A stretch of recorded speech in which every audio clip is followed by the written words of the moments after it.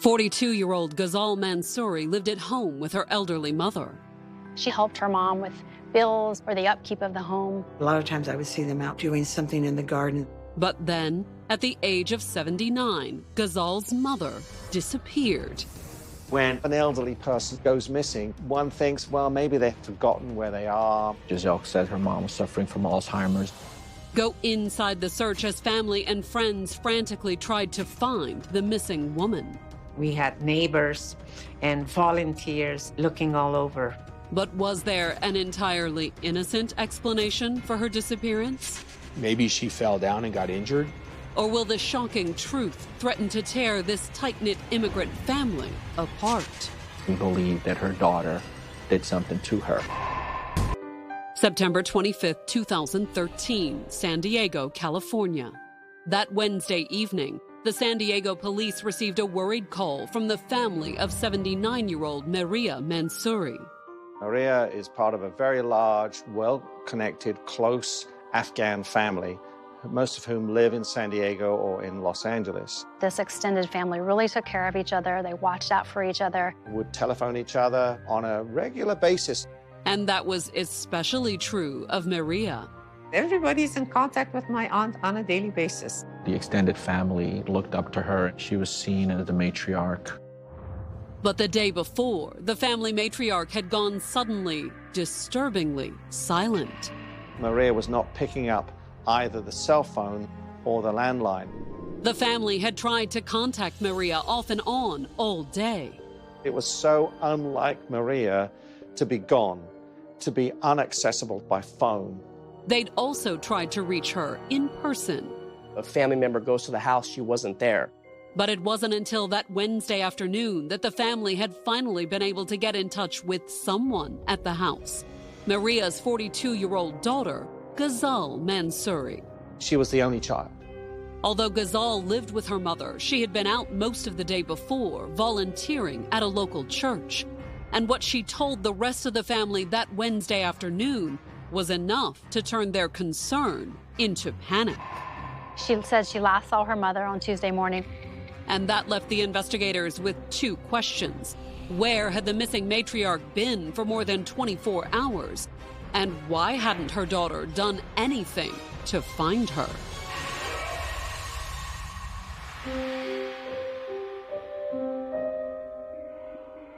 Born in 1971, Ghazal was just days old when her birth parents abandoned her at an orphanage, which is where Maria found her. Unlike the grim circumstances of Ghazal's birth, Maria had been born into one of Afghanistan's most prominent families. She was brought up in a highly educated, well-to-do family. She had married well, too. Her husband was a minister in the government. They had to travel a lot. And when they were at home in Kabul, the couple had the best of everything. They had servants, they had cook, chauffeur, the whole 9 yards. But for all the couple's power, prestige, and privilege, there had always been one thing missing from their otherwise perfect life. They couldn't conceive children. And in 1971, that brought Maria to the orphanage where she found Ghazal. My aunt decided that she wanted to adopt a child. Ghazal was 3 months old when Maria brought her home. I'll never forget that day. It was a blessed day. It was a happy day. She was carrying the most beautiful, cheerful, happy baby girl that one could hope for. And soon, the growing little girl had everything a child could hope for, too. She was a very pampered baby. She had her food just the way she wanted, her toys. But most of all, she had a doting mother. Even though Ghazal had the nanny, it was my aunt who did everything for Ghazal, everything. Ghazal was literally the apple of my aunt's eye. Ghazal's privileged life in Afghanistan wouldn't last, though. In 1979, when Ghazal was only 8, the Russians invaded and the war changed everything.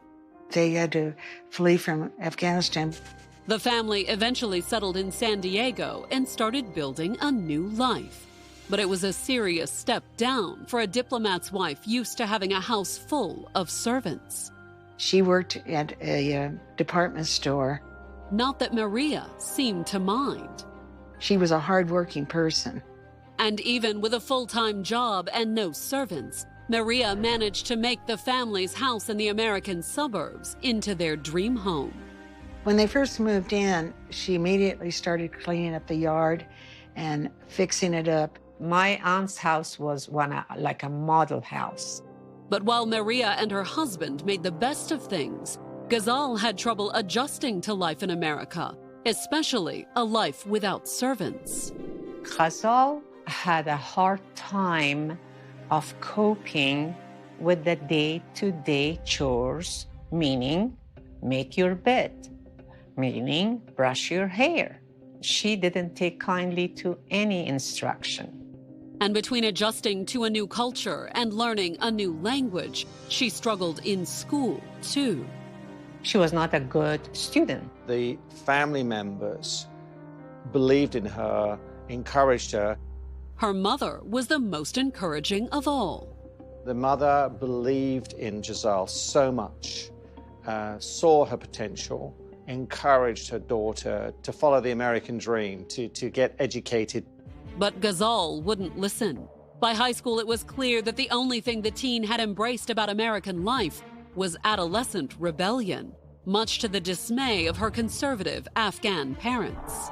She would do and say things that were unbecoming to a girl or a child from a good family. Especially when it came to boys. She was extremely extrovert when it came to being flirtatious and chasing the neighbors' boys. It was typical American teenager behavior, but to Ghazal's immigrant family, her actions were far from normal.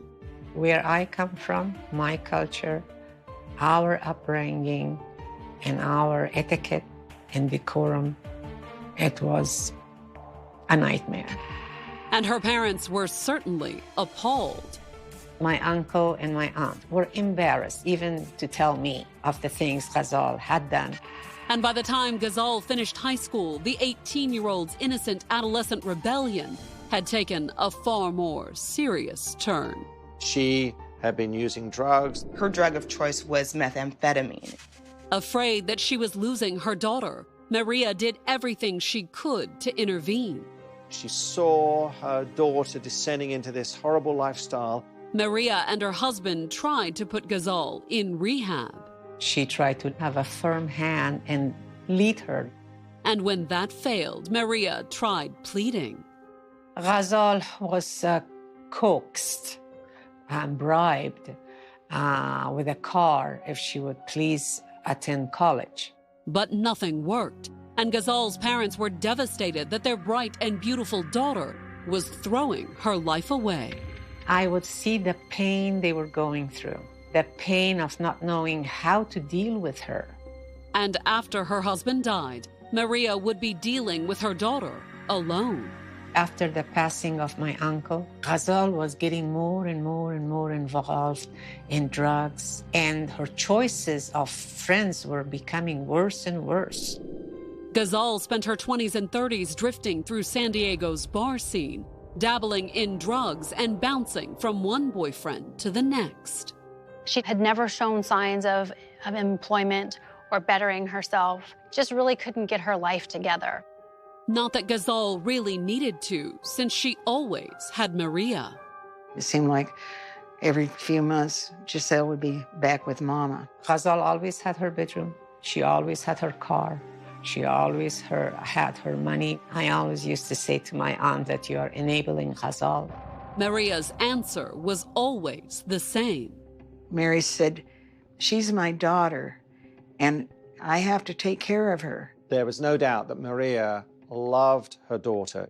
But in 2010, with her mother in her 70s and her 40s quickly approaching, it looked as if Ghazal was having a change of heart. She finally started to turn her life around and began trying to make up for all those years of bad behavior by looking after her aging mother. She came home and helped her mom with the upkeep of the home. Maria appeared to appreciate having her daughter around. A lot of times I would see them out painting or they would be doing something in the garden that Mary wanted to have done. And Ghazal even got a job of sorts, volunteering at a local church. She would be part of a team feeding the homeless in the community. However, their reconciliation would be a short one, because in September of 2013, a little over 2 years after her daughter had finally returned, Maria would disappear. Coming up, is Maria simply lost and confused? Giselle said her mom was suffering from Alzheimer's. Or is there a far more sinister explanation for her disappearance? Maria's brother noticed that Maria had a swollen eye. On Wednesday evening, September 25th, 2013, San Diego police received a worried call from the family of Maria Mansury. They'd been unable to contact the 79-year-old for more than 24 hours. They called her numerous times. She wouldn't pick up. And according to the family, that was highly unusual for Maria, the matriarch of an extended family that had emigrated from Afghanistan in 1979. They had daily communication. It was big that Maria wasn't accessible on the phone. Even more troubling, when Maria's relatives stopped by the house that Wednesday, her daughter, 42-year-old Ghazal Mansury, told them it had been more than 24 hours since she'd last seen her mother on Tuesday morning. She said she went for a walk. She walks around the neighborhood. She takes a walk a couple times a day. Was it possible the 79-year-old had simply gotten lost? When an elderly person in their late 70s goes missing, one thinks, well, maybe they have dementia, maybe they've forgotten where they are. That appeared to be the most logical explanation to the police. But Maria's family had a different opinion. The family said that we believe that her daughter did something to her. There's no dispute that she was, deeply involved in drugs. And according to the family, that wasn't all Maria's daughter Ghazal was involved in. According to her relatives, when she was younger, Ghazal had done anything to earn the money to feed her addiction. She was dancing topless. A bar that had drugs and had a very bad reputation. She worked there as a dancer. Maria had been appalled by her daughter's behavior and afraid it would bring shame to the conservative family. She was a lady of decorum. She didn't want everybody to know. However, while her family couldn't get Ghazal to stop, we tried to coax her to come back so we could put her in rehab. She wouldn't come. Her meth addiction had eventually put an end to her days as a stripper. Her teeth fell out. Her hair started falling off. Her skin became wrinkly. She looked like 60 when she was only 25. Although once she was unable to earn money as a stripper, the family said that Ghazal had become even more desperate. Then Ghazal started stealing. Even from her mother. She had in fact stolen some of her mother's jewelry. She pawned my aunt's diamonds. She would pawn anything that wasn't attached to the ground. The theft had never been reported. Maria decided that she did not want Ghazal to be in trouble. Although according to the family, Ghazal had a way of bringing trouble with her. The family told the police that once Ghazal moved in with her mother, she started bringing her fellow addicts over to the house. She collected these toothless, dirty, smelly, old guys. They would sleep in the garage. They would come into the house, use the kitchen. The family said they'd begged Maria to kick Ghazal out of the house. I said, cut Ghazal loose. But Maria had always refused. She said, no matter how bad she is, I love her. Instead, Maria had continued to do what she'd always done, urge her wayward daughter to make a change for the better.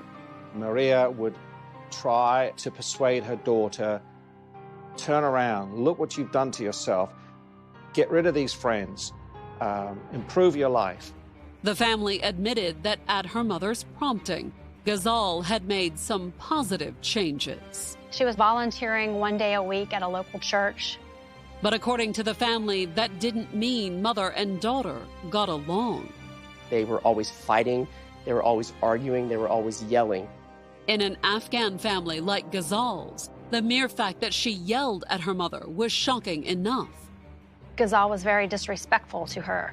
However, according to the family, Ghazal had gone beyond disrespectful.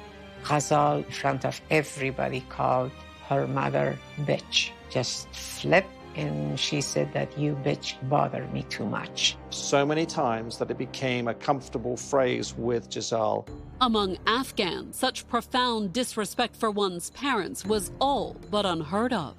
There are boundaries that you should not cross. Of course, calling her mother a bitch was a long way from killing her.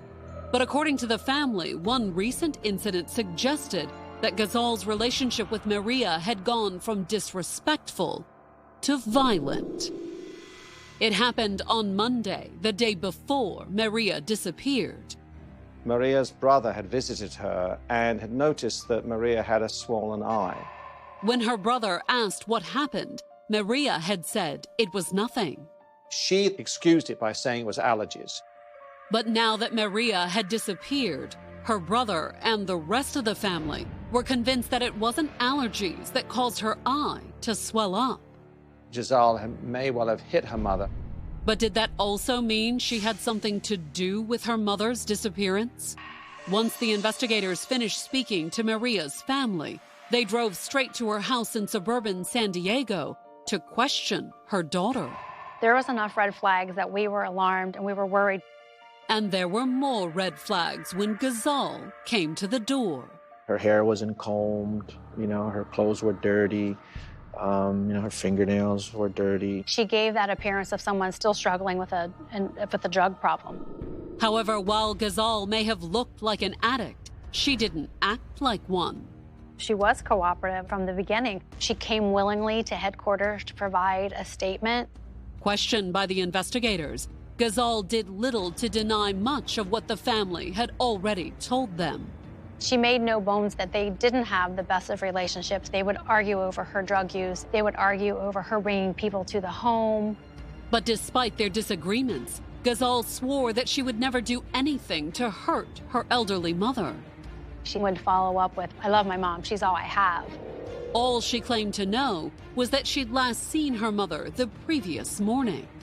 Ghazal's statement was, "Well, I went to her room and I got the car keys and I drove the car to my job." And Ghazal said that by the time she made it home that evening, it had been way past her mother's bedtime. She always goes to bed no later than 10, so I thought she was in her room. In fact, Ghazal said she hadn't even realized that her mother was missing until her relatives had knocked on her door on Wednesday morning. Asked, "Where could your mother be?" She offered up that she's gone for a walk. And according to Ghazal, if that was the case, it was entirely possible that Maria had wandered off and gotten lost. Ghazal said her mom was suffering from Alzheimer's. According to Ghazal, her mother's sharp mind had started to deteriorate in recent months. She said lately she's become very sick. She has been lost many, many times. Not only that, Ghazal said her mother had been hiding her illness from the rest of the family, afraid they would put her in a nursing home. Maria Mansury was a proud woman. Was it possible that Maria's family had jumped to conclusions, that the investigators' initial hunch was correct? She could have walked away and got disoriented. And considering Ghazal's mother was 79 and frail. Maybe she fell down and got injured and she needs assistance. Coming up, the search for Maria intensifies. We had helicopters flying overhead. And a witness comes forward. Was really the big break in the case. By October 2nd, 2013, it had been 8 days since the family of Maria Mansury had reported the 79-year-old missing. That the family had been calling up, kept calling, and she didn't answer her phone. And according to Maria's daughter, 42-year-old Ghazal Mansury, she'd last seen her mother 9 days earlier, before Ghazal left for her volunteer shift at a local church. She said she last saw her mother on Tuesday morning when she took the car keys and she went to work. And if Ghazal had the car, where was Maria? Giselle told them that she must have gone for a walk. Worse, Ghazal had told the investigators that her elderly mother was suffering from the early stages of dementia. That's a very common search for us. Older people suffering from dementia or Alzheimer's that wander away from their residence or their care facility. The search for Maria had been extensive. The search was focused around the residential area where she lived. They went through the canyons and were searching. We had helicopters flying overhead. And that was just the official search. We had maybe 5, 8 different groups, Afghans, family members. My aunt had a lot of friends, neighbors, and volunteers looking all over, people going in the canyons, everywhere that you can imagine. But as hours turned to days, hope that the missing 79-year-old would be found alive began to fade. By the end of the week, the whole family was convinced that something terrible had happened. And the authorities agreed. It was really all of us coming to the same conclusion that she probably was deceased. But if Maria was dead, was it simply a tragic case of an elderly person getting disoriented, lost, and dying from exposure? Or was it something more? From the beginning, the family had been dubious of Ghazal's claim that Maria had simply wandered off, doubts that sprang from the complex relationship between mother and daughter. Everyone that we talked to talked about the disrespect that Ghazal had for her mother. There's a lot of witnesses that would say they heard arguing and yelling and fighting all the time. This was a tense relationship.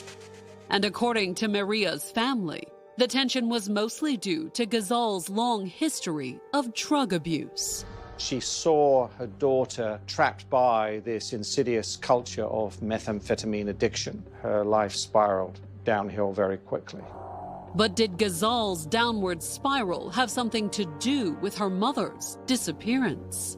We had no proof that there had been any prior physical altercations between mother and daughter.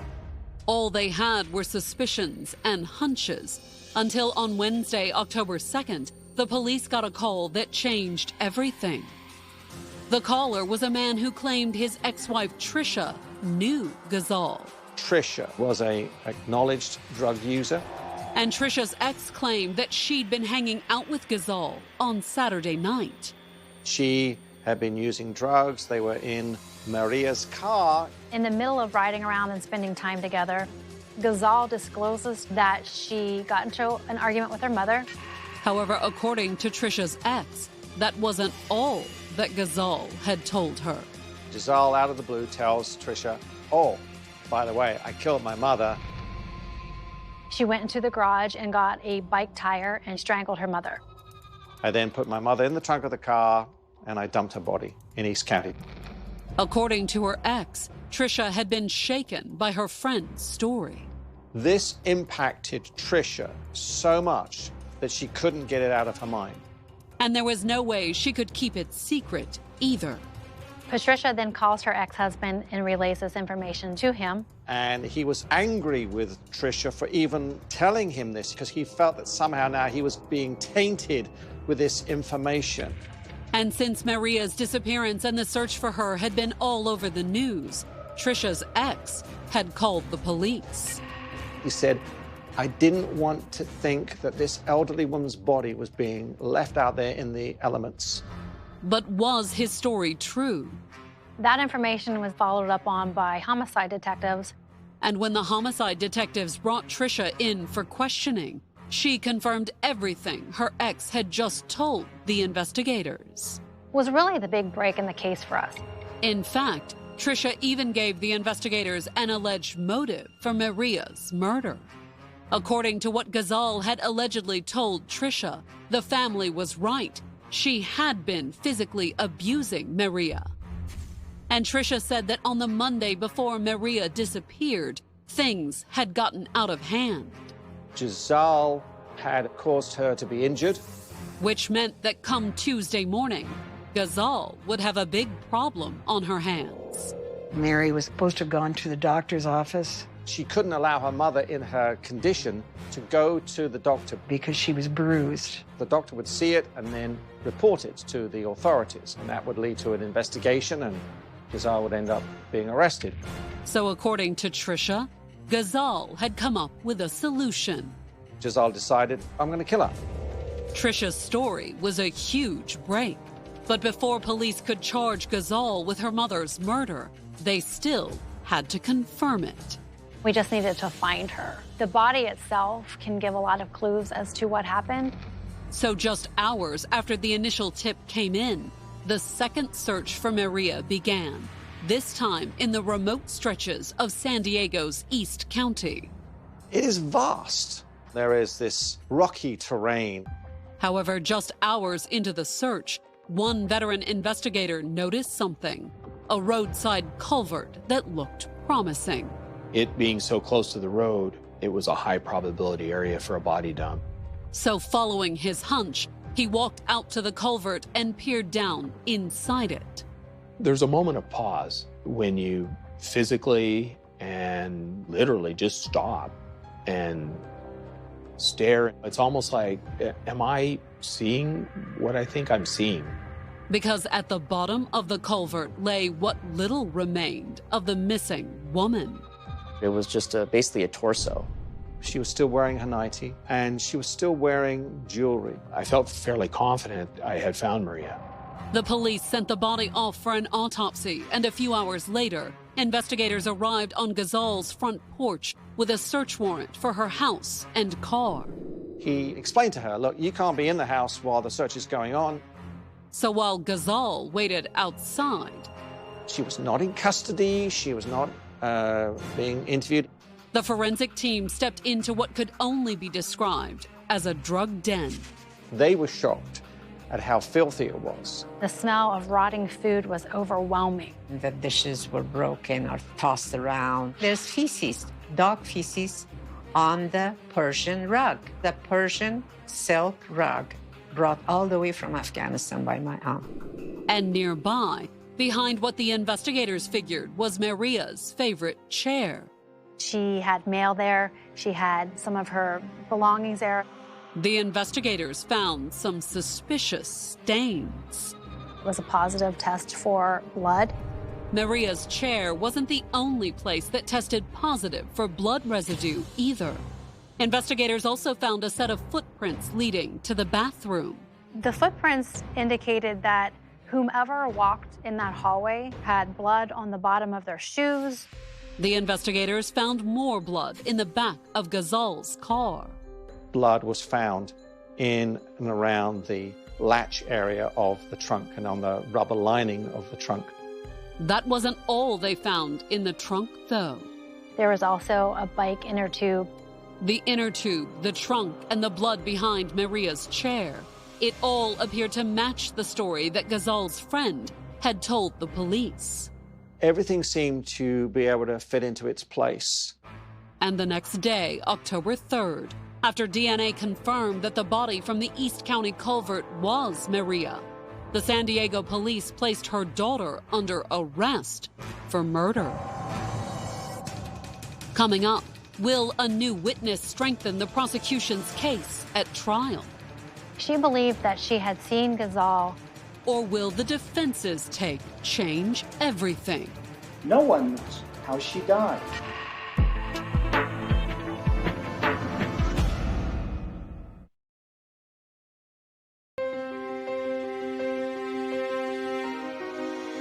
On January 8, 2015, 44-year-old Ghazal Mansury stood trial for murder in San Diego, California. Clean, sober, and well-dressed, she was a world away from the dirty and disheveled drug addict that had first greeted the police at her mother's door. She would be very respectful to the judge and to anyone else. But the reason she was in court was the ultimate form of disrespect. Ghazal was charged with the 2013 murder of her 79-year-old mother. This is such an unusual case. You don't usually hear about a daughter killing their mother. And that was especially true of the city's Middle Eastern community. in the Middle Eastern community for a daughter to be accused of killing her mother. No one has ever heard of such a thing. So why had Ghazal done the unthinkable? In his opening statement, the prosecutor said it all came down to one thing: Ghazal's addiction to methamphetamines. The focus is on how to get access to that drug. And anything or anyone that stands in my way of that is the enemy. And according to the prosecutor, it was no secret who Ghazal's #1 enemy was. Her mother was the person who would try the hardest to stand in the way. That they had a terrible relationship. They didn't like each other. Neighbors interviewed would oftentimes overhear loud arguments between the two of them. Arguments where witnesses said Ghazal regularly turned disrespectful. Bitch. That's how she referred to her mother. I did focus on the use of the word bitch because I think that's a very powerful word. It's an angry word. It's a derogatory word. Was it all that much of a leap, the prosecutors asked, to believe that Ghazal had also physically abused her mother? To me, it was consistent that if the daughter would refer to her mother as that bitch, then it was also very logical that she would slap her, push her, hit her. And according to the prosecutor, Ghazal's abuse was ultimately why she killed her mother. Ghazal did not want her mother to go to the doctor's appointment with such physical injuries, which would have been noticed by the doctor and therefore would have been reported. And that was more than just a theory. During the investigation, the police had found a witness who told them the whole story. Ghazal admitted to one person only that she had murdered her mother.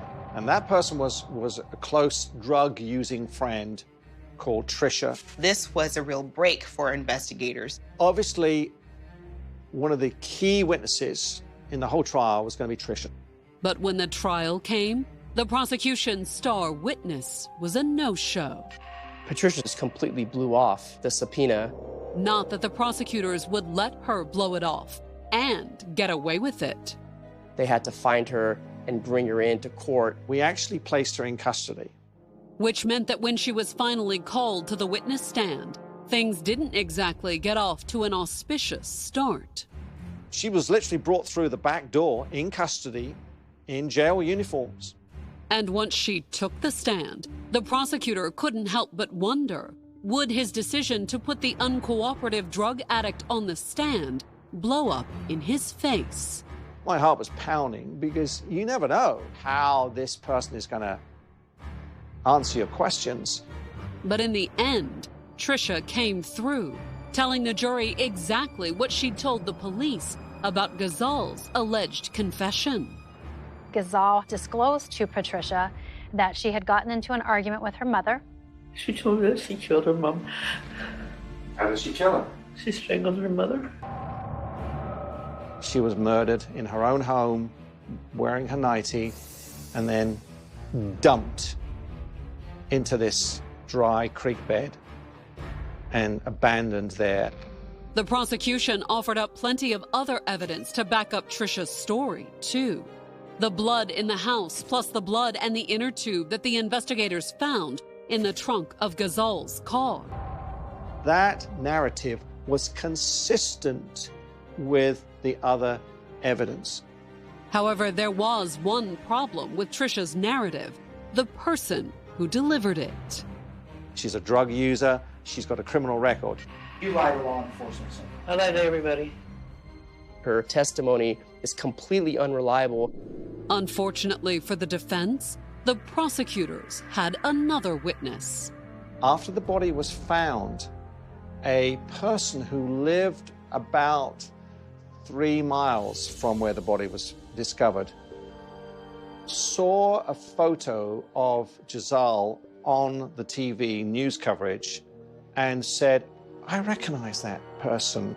She believed that she had seen Ghazal near where the body was ultimately discovered. According to the witness's testimony, she'd seen Ghazal driving down a remote road in East County around the time Maria disappeared.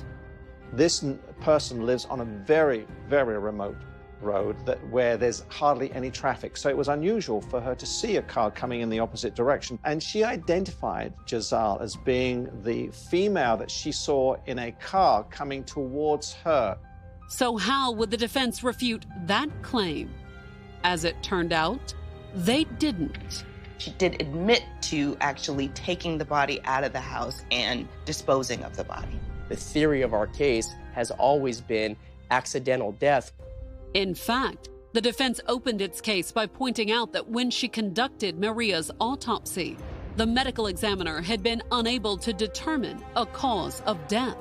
There's no forensics to dispute that it was an accident, not one. The medical examiner does not know. No one knows how she died. The only reason why she concluded the manner of death is homicide is based on the circumstances of where the body was found. And to explain just how Maria had allegedly died, the defense turned to the only person who was there, her daughter. When Ghazal took the stand, she testified that she had been frantically rushing around the house on the morning of her mother's death, trying to get ready for her job volunteering at the church. And Ghazal said that when she went into the bathroom, she'd pushed open the door, not realizing her mother was already inside. She explained that it hit her mother. Her mother then fell and also hit her head on the sink in the bathroom. Ghazal said that her mother had been bleeding when she helped her up, but otherwise, Maria had seemed fine. Her mother tells her everything's okay, you can go to work. Ghazal apparently had some trepidation about leaving, but she said she did so anyway because she didn't want to upset her mother further. So she goes into the garage, she does some methamphetamine, goes to work. But when she'd come home at noon to check on Maria, she said, I found my mother in the bathroom, dead. And again, in this, meth-induced state, she panics. She said, I thought that all my family would think I killed my mother. So rather than calling the police, Ghazal said that she had rounded up a couple of her addict friends. They do drugs, and they decide to dump the body. On the stand, Ghazal admitted that it was a mistake. She said it was ridiculous, it was stupid, but this is how I was behaving because of the drugs. But Ghazal maintained that when it came to her mother's death, she was innocent. Cleaning up a crime scene in no way equates to a first-degree murder. That's what the defense claimed, but on cross, the prosecutor was quick to go on the attack. The prosecutor was really trying to hammer her, tell her, these are lies. Aren't you telling lies to this jury?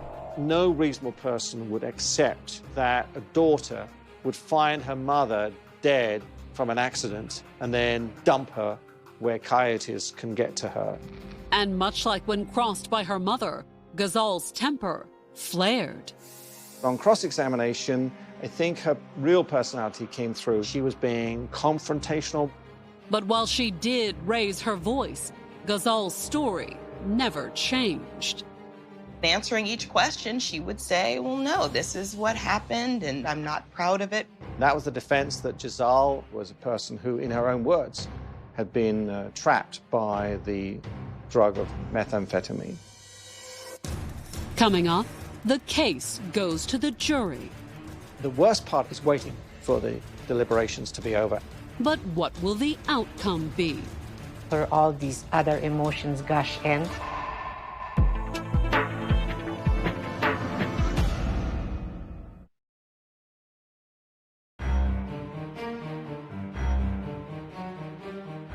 On January 27, 2015, Ghazal Mansury waited in a San Diego courtroom for the verdict in her murder trial. The 44-year-old former meth addict had been accused of abusing and then killing her elderly mother, 79-year-old Maria Mansury. And her extended family demanded justice. The trial was packed. It was full of family members, very emotional. This is all about Maria's life about a woman who did not deserve to be murdered by her own daughter. She is so sorely missed. Our get-togethers are not the same. Always there's a chair vacant for her. Always will be. At trial, Ghazal had claimed her mother's death had been a tragic accident.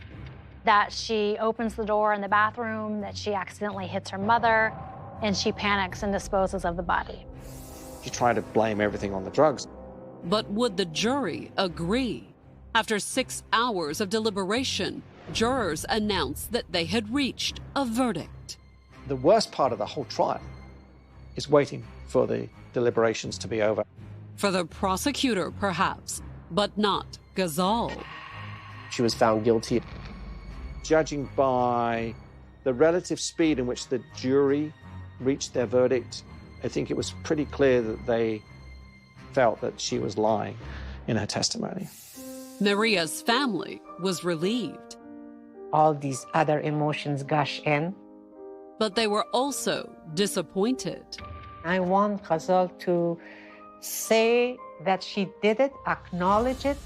Not that she said any such thing or had any real reaction to the verdict at all. Throughout the trial, Ghazal was very controlled.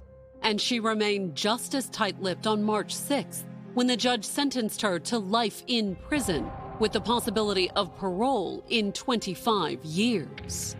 Frankly, I wouldn't have felt bad if they had decided to hang her. Somebody that is that horrible and that cruel. I don't think she deserves any more time of life on this earth.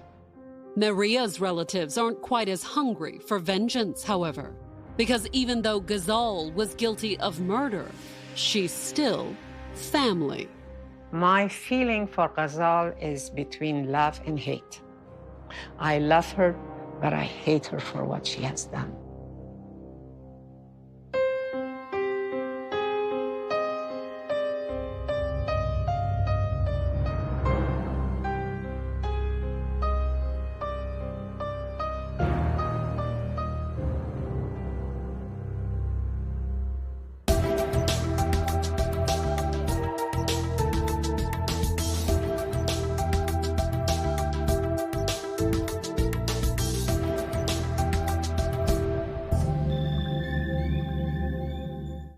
See that? That was amazing. I love this.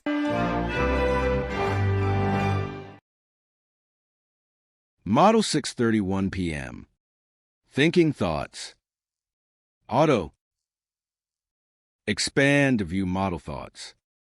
Chevron on its right.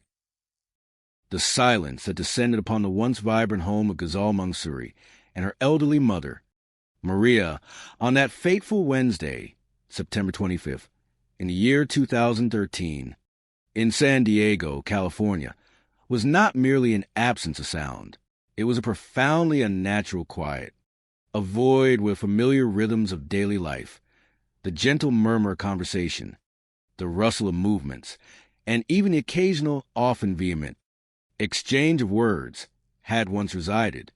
Ghazal, a woman then 42 years of age, continued to live under protective and, as would later be revealed, complex shadow of her mother's roof.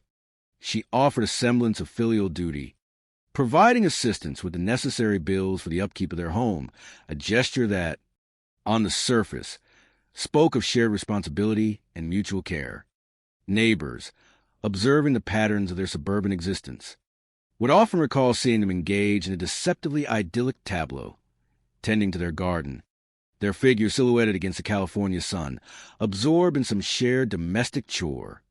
These were the fragments of life that projected an image of a functional, if perhaps conventionally private, mother-daughter dynamic. But this facade of everyday normalcy began to fracture with a chilling abruptness when Maria, who had reached the venerable age of 79, a period of life usually marked by gentle repose and the comforts of family, simply vanished. Her disappearance was immediate, without warning, a stark cut in the continuous film of her existence.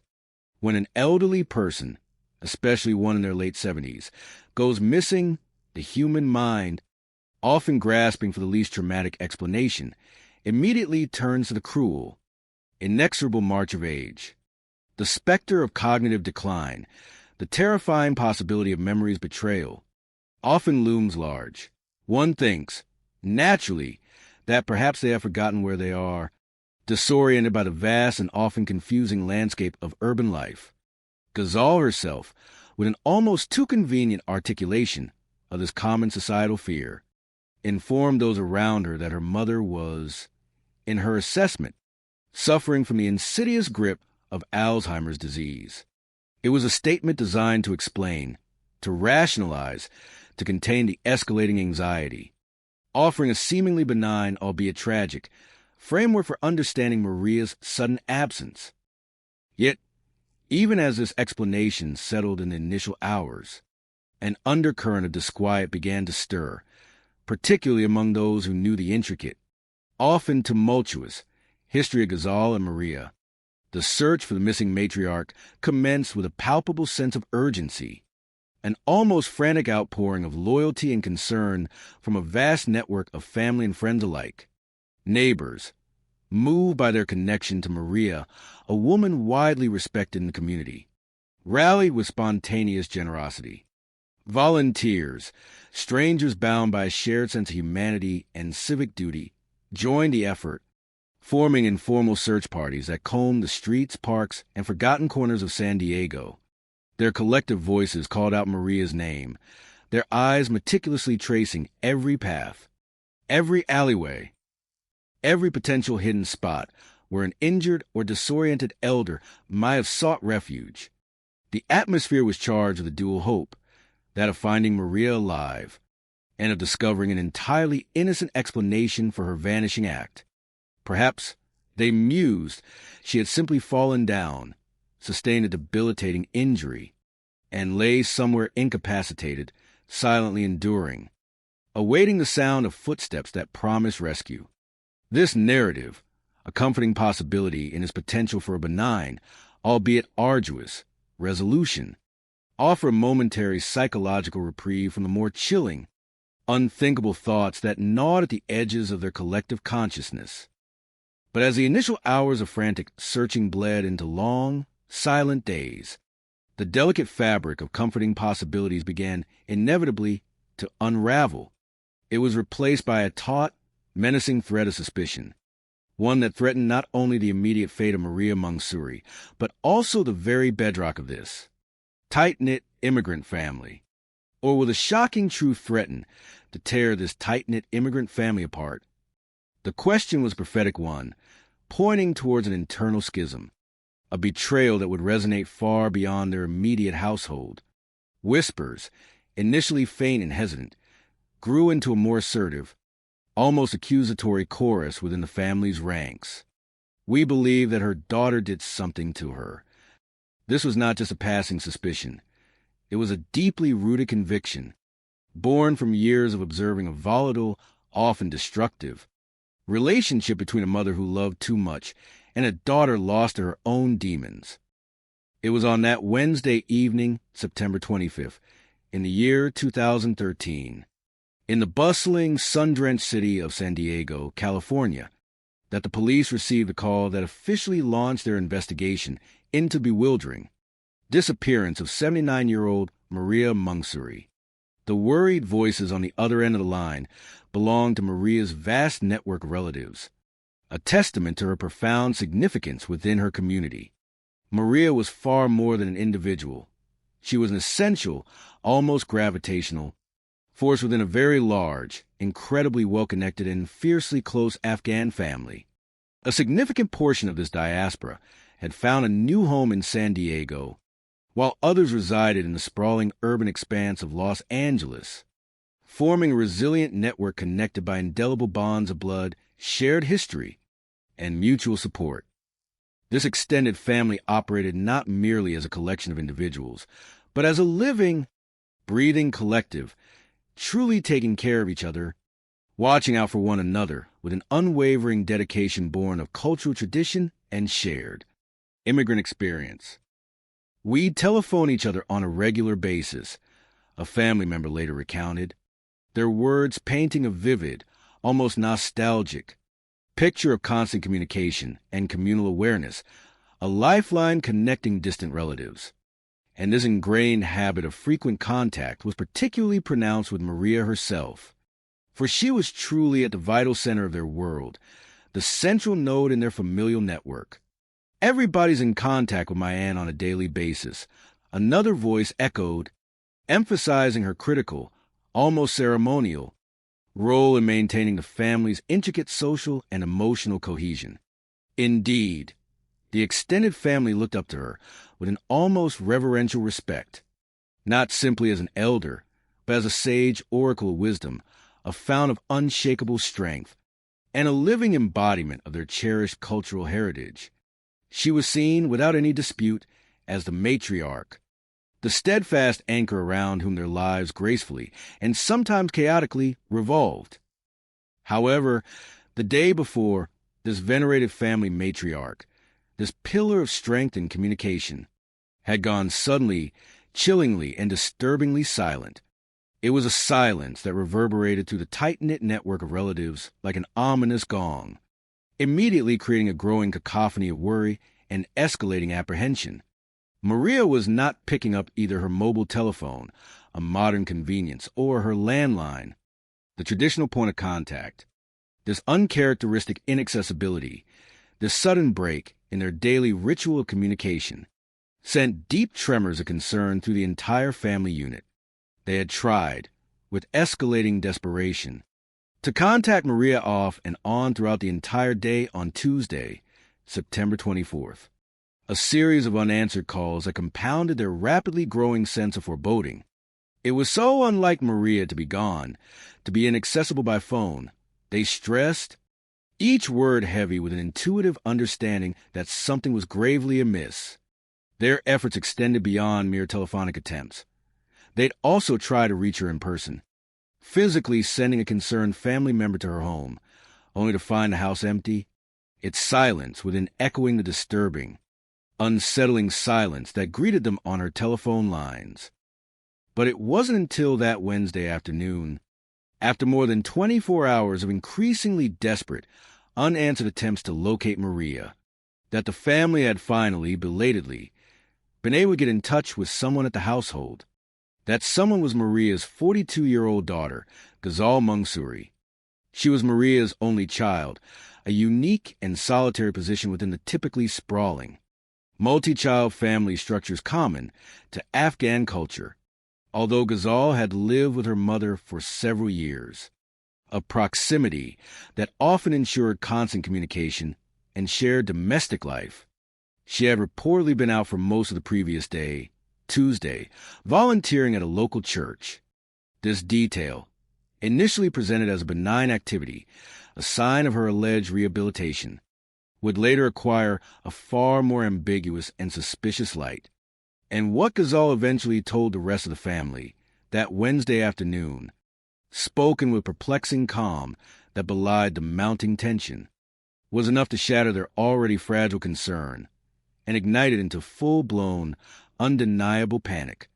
She stated plainly, almost dismissively, that she had last seen her mother, Maria, on Tuesday morning. This statement, stark in its brevity and unsettling in its implications, immediately presented investigators with not one, but two critical, interlocking questions that would form the foundational bedrock of their nascent inquiry, shaping its direction and intensity. Firstly, and most urgently, where had the missing matriarch been for more than an entire day? More than 24 harrowing hours? The passage of time, especially when an elderly and potentially vulnerable individual is involved, exponentially increased the stakes, each minute shrinking the odds of a positive outcome. Secondly, and perhaps even more perplexing, disturbingly callous, and profoundly suspicious, why hadn't her daughter, Ghazal, who lived with Maria, who ostensibly was there to care for her, done anything whatsoever to find her in that critical intervening period? Those crucial 24 hours where every moment counted? The answers to these two questions, they instinctively knew, would likely determine whether this baffling disappearance was a tragic, if perhaps unavoidable, accident of fate or something far more sinister, an act born of human malice. To truly unravel the complex tapestry of the Mansury family's unique dynamics and to comprehend the heartbreaking tragedy that would eventually unfold, one must delve into the foundational origins and contrasting upbringings of Ghazal and Maria.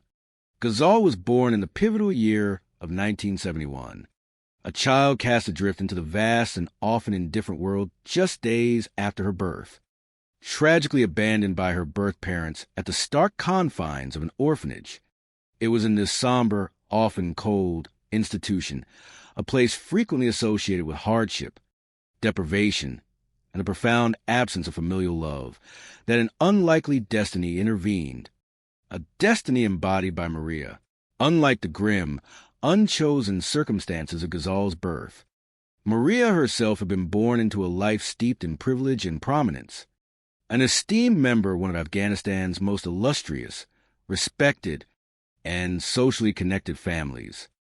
Her upbringing, generations removed from Ghazal's institutional start, was immersed in the rich traditions of a highly educated, sophisticated, and well-to-do family, where intellectual pursuits, social standing, and a keen sense of decorum were paramount and meticulously cultivated. She had, by all accounts, married exceptionally well, a union that further solidified her already prominent position within the upper echelons of Afghan society. Her husband was a distinguished minister in the government, a role that not only commanded immense respect, but also necessitated extensive travel, affording them a lifestyle of unparalleled luxury and diplomatic engagement. When they were at home, within the comforting embrace of their grand residence in Kabul, the sprawling, historical capital of Afghanistan, the couple experienced the very best of everything that life had to offer, a true embodiment of the phrase, living in the lap of luxury. Their residence was not merely a house. It was, by all descriptions, an opulent estate, maintained with seamless efficiency by a retinue of devoted servants who catered to every conceivable need and desire. They employed professional cooks who prepared exquisite meals with effortless artistry, a dedicated chauffeur to navigate the city's intricate, bustling roads. Indeed, the whole 9 yards of opulent, sophisticated living. This was a world of profound comfort, immense respect, and seemingly boundless opportunity.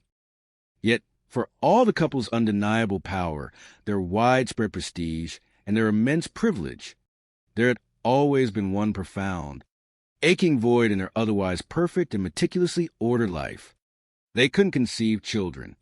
In a culture where the continuation of the family line, the nurturing of a legacy, and the presence of offspring held immense, almost sacred importance, this inability to bear offspring was a silent, deeply personal sorrow, a poignant struggle that resonated within their gilded cage of privilege. It was this intense yearning for a child, for the patter of little feet, the joyful cries, and the boundless warmth of a son or daughter to complete their family, that ultimately led Maria to that humble orphanage in 1971, the very year of Ghazal's birth, marking a serendipitous, life-altering intersection of two vastly different worlds. My aunt decided that she wanted to adopt a child, a family member fondly recalled, speaking of Maria's selfless decision with profound tone of admiration and reverence, a deep appreciation for her aunt's boundless capacity for love. Ghazal was a tender 3 months old when Maria, driven by an unyielding, powerful maternal instinct that transcended biological ties, brought her home to the grand, waiting household. "I'll never forget that day," the relative continued, their voice thick with genuine emotion, a tremor of joyous remembrance. "It was a blessed day. It was a happy day."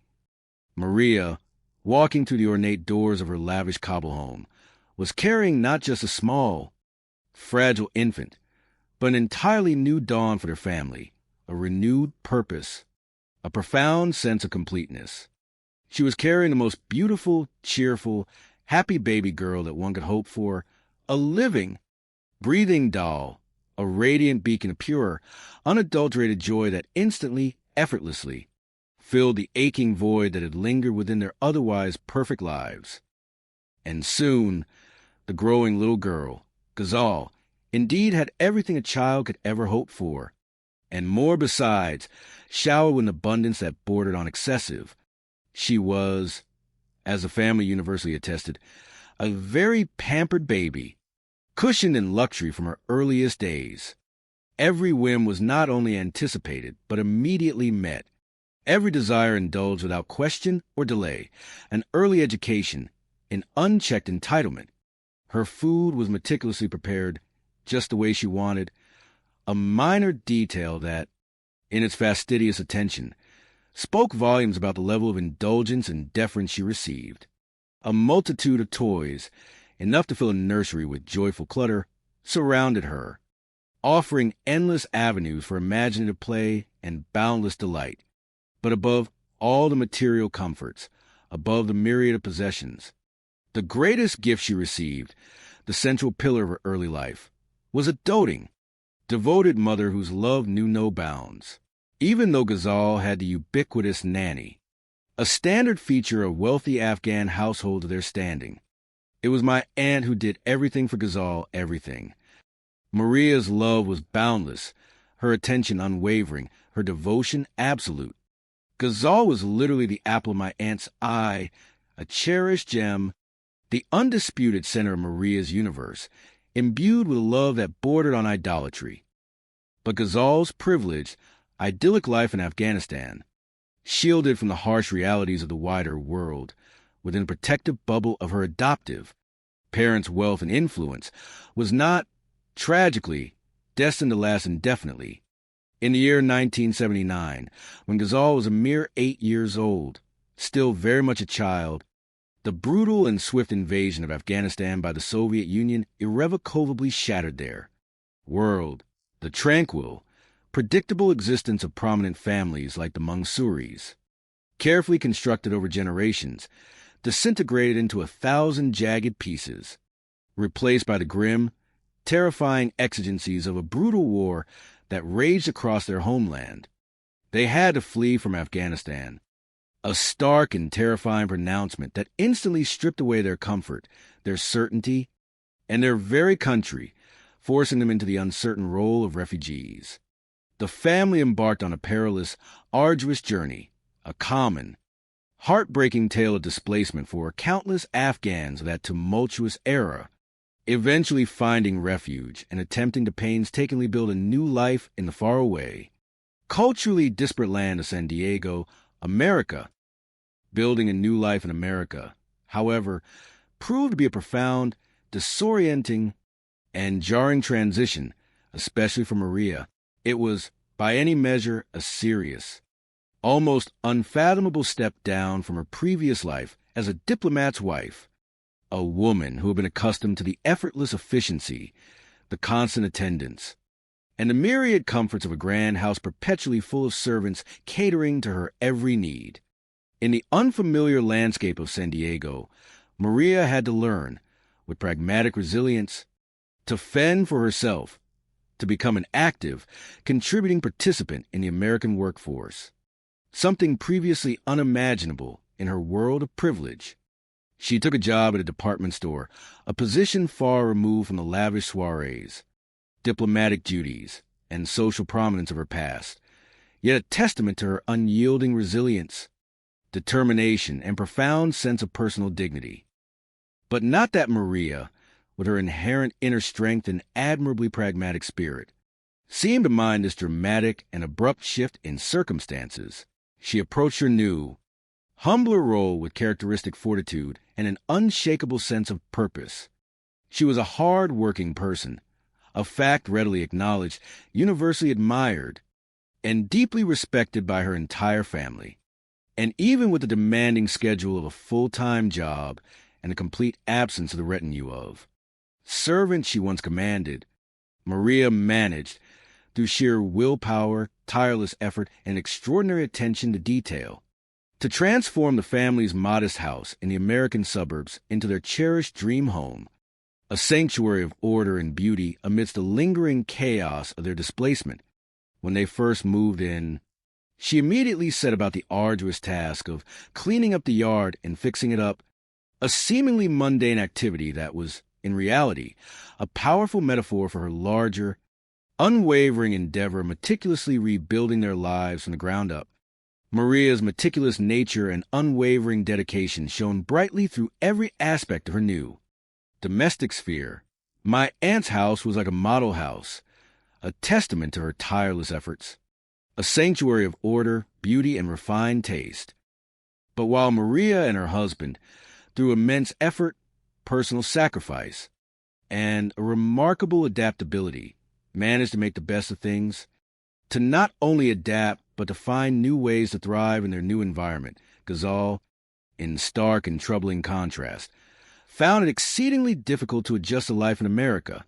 Her struggles were multifaceted, encompassing both the external demands of navigating an entirely new culture, with its unfamiliar customs and social codes, and the internal expectations of a life suddenly, irrevocably, devoid of the constant pampering and effortless ease she had known since infancy, a life without servants, without devoted hands to attend to her every need, proved particularly challenging, almost existentially jarring, for young Ghazal, who had never experienced true self-sufficiency.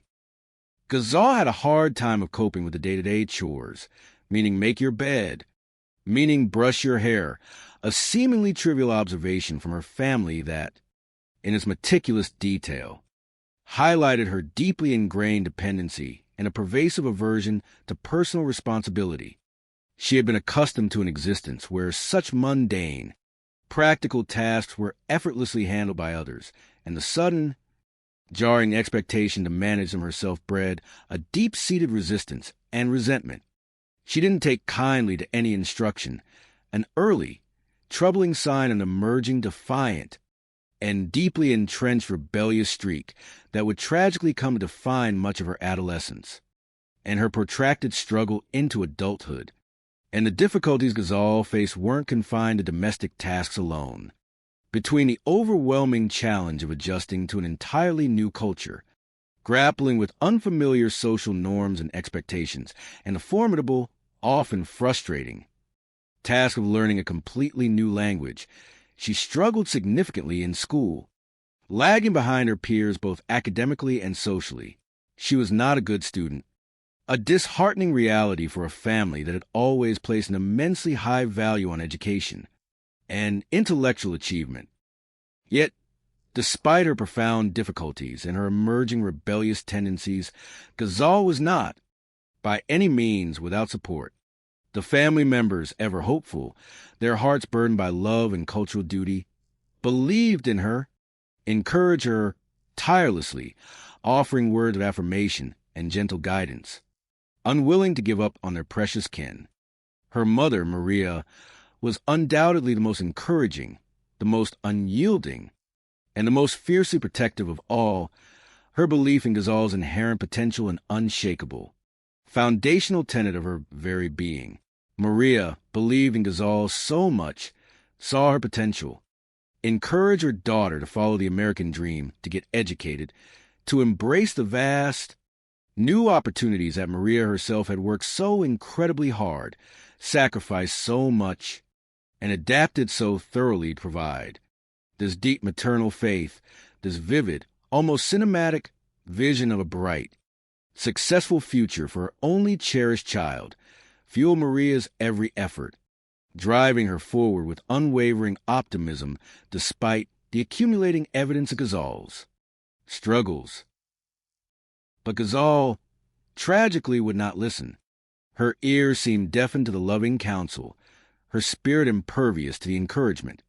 By the time she reached high school, it became starkly and undeniably clear that the only aspect of American life the teen had truly, fully embraced was the often turbulent, chaotic, and ultimately self-destructive path of adolescent rebellion. This was a profoundly crushing blow to her conservative Afghan parents, whose deeply ingrained cultural values emphasized unwavering respect for elders, demure modesty for women, and absolute filial piety. She would do and say things that were unbecoming to a girl or a child from a good family, a euphemistic but culturally potent phrase that implied a pattern of behavior that defied deeply held traditions, violated established decorum, and most painfully brought immense cultural shame upon her respectable family. Her rebellious acts were particularly pronounced, and thus particularly alarming to her conservative family. When it came to boys, an area of profound cultural sensitivity and strict, unyielding expectations for young Afghan women.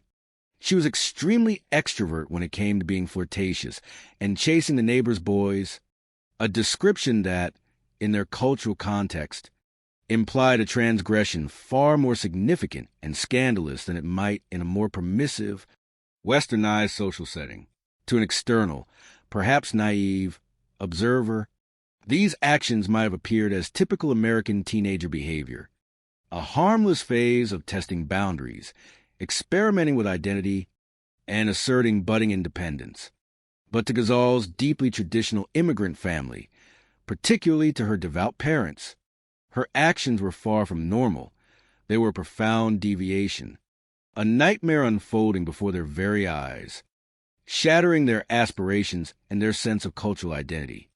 Where I come from, my culture, our upbringing and our etiquette and decorum, it was a nightmare a family member later painfully articulated, their voice laden with the deep cultural chasm that separated Ghazal's behavior from her family's most fundamental expectations and values. Her parents were, quite understandably, certainly appalled. The sheer magnitude of the shame, the profound embarrassment, was so immense and personally devastating that my uncle and my aunt were embarrassed even to tell me of the things Ghazal had done.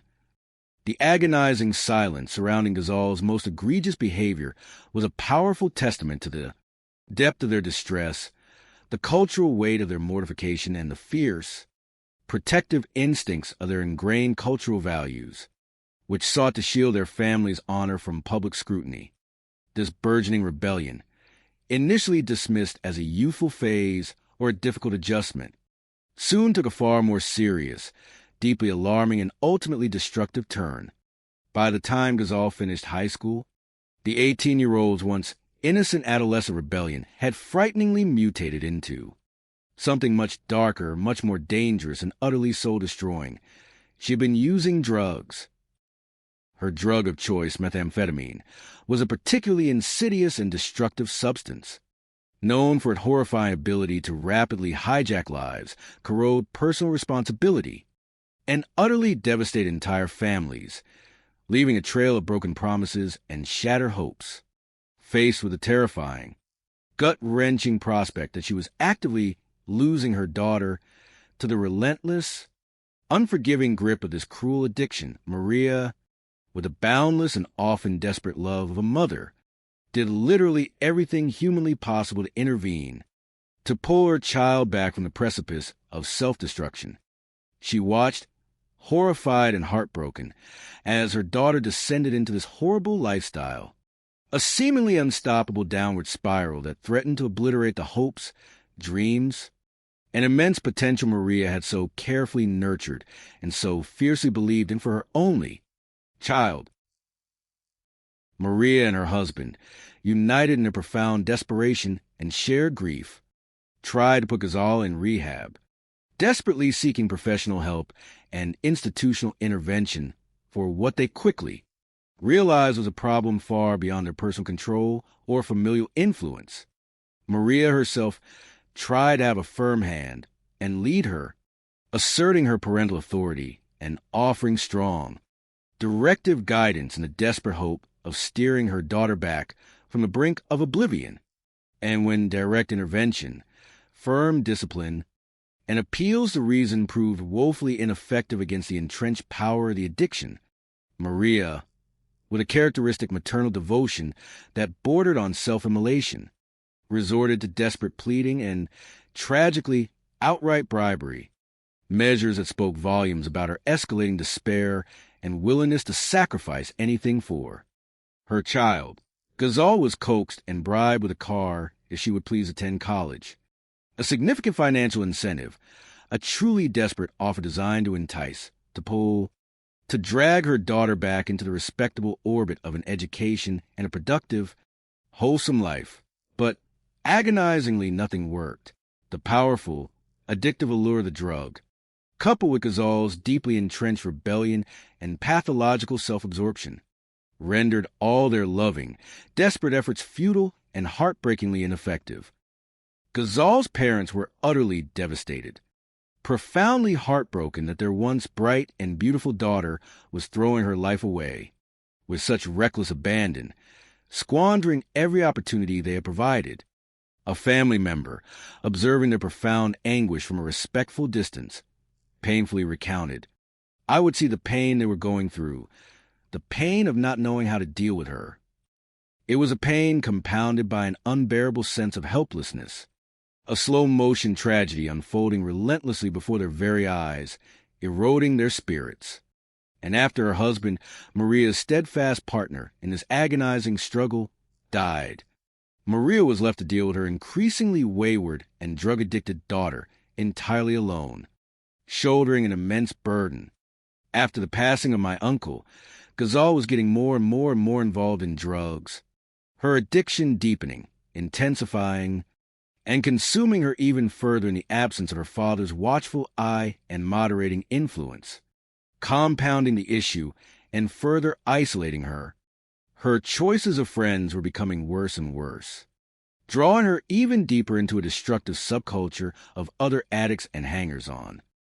Ghazal spent her entire 20s and 30s adrift, a spectral, almost haunting, ghost of the pampered child she once was, aimlessly drifting through San Diego's often shadowy bar scene, constantly dabbling in drugs, trapped in a relentless, self-destructive cycle of chemical dependency.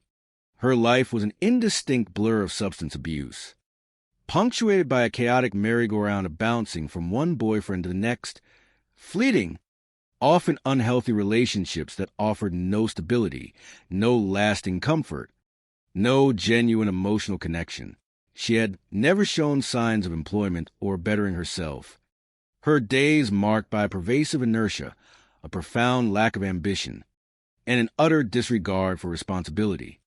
It was a life devoid of purpose, a stark and painful contrast to the values of hard work, self-reliance, and community engagement that her mother embodied so completely.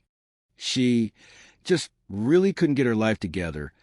A tragic, succinct summation of decades lost to the unforgiving ravages of addiction. Not that Ghazal truly needed to get her life together, at least not in any practical or material sense, because she always, unfailingly, had Maria, her mother's unwavering, almost pathological, love serve as an endless, unfathomable safety net, cushioning every fall, forgiving every transgression, offering a perpetual haven from the harsh realities of her self-inflicted struggles. It seemed like every few months, Giselle would be back with Mama, a predictable pattern of cyclical dependency, a constant return to the one unwavering source of unconditional support. Maria's home, meticulously maintained, immaculately clean, remained Ghazal's constant refuge, a personal sanctuary she routinely defiled. Ghazal always had her bedroom, a fixed space of comfort, even when she earned no right to it. She always had her car, a reliable mode of transportation, generously provided by her self-sacrificing mother.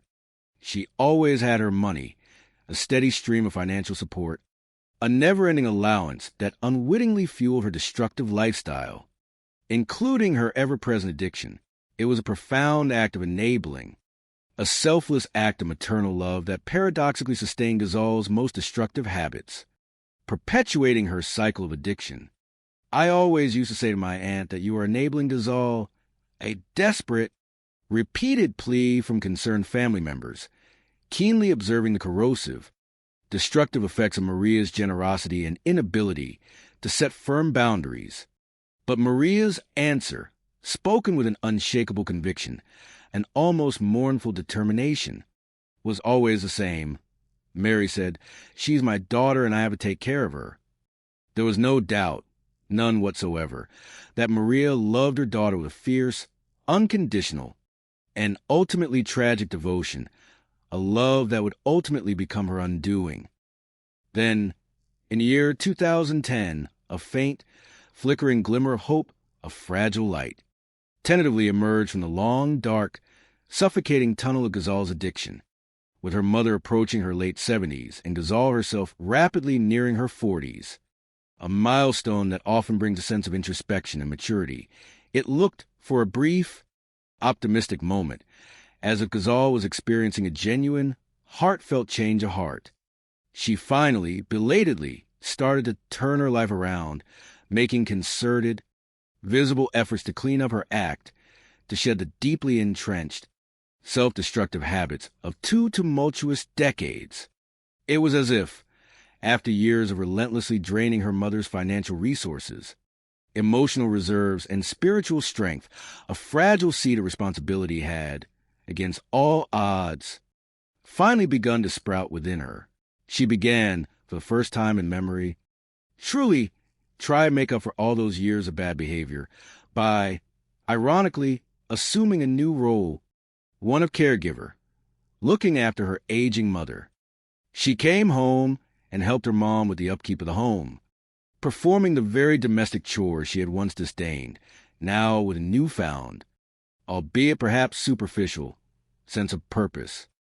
Maria, naturally, appeared to deeply appreciate, even savor, having her daughter around again, a long-for glimmer of the harmonious family life she had always dreamed of, a gentle echo of her prosperous past.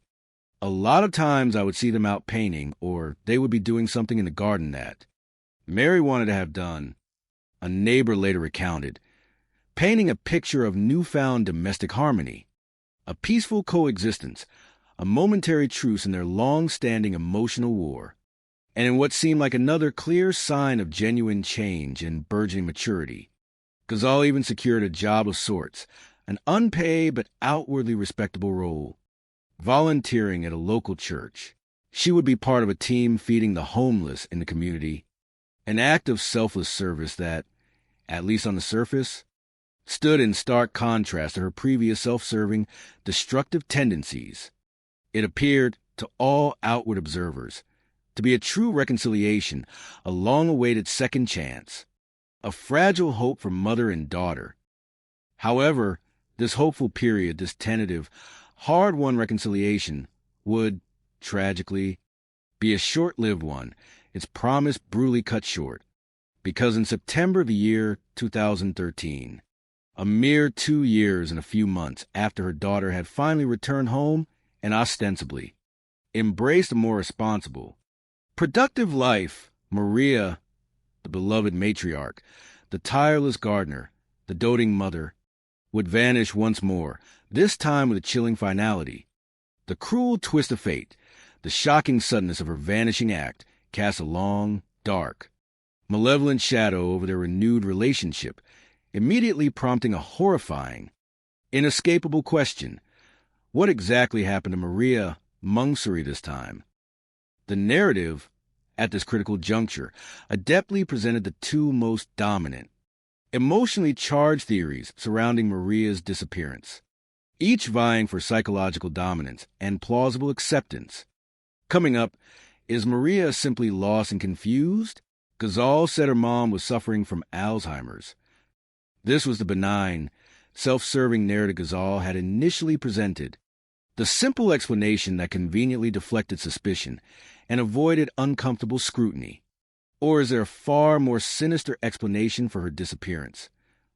This was the underlying fear, the growing, icy premonition that began to crystallize among those who knew the troubled, tumultuous history between mother and daughter, a history laden with unresolved conflict and past betrayals. The narrative then provided a crucial, chilling detail, one that would irrevocably alter the course of the investigation.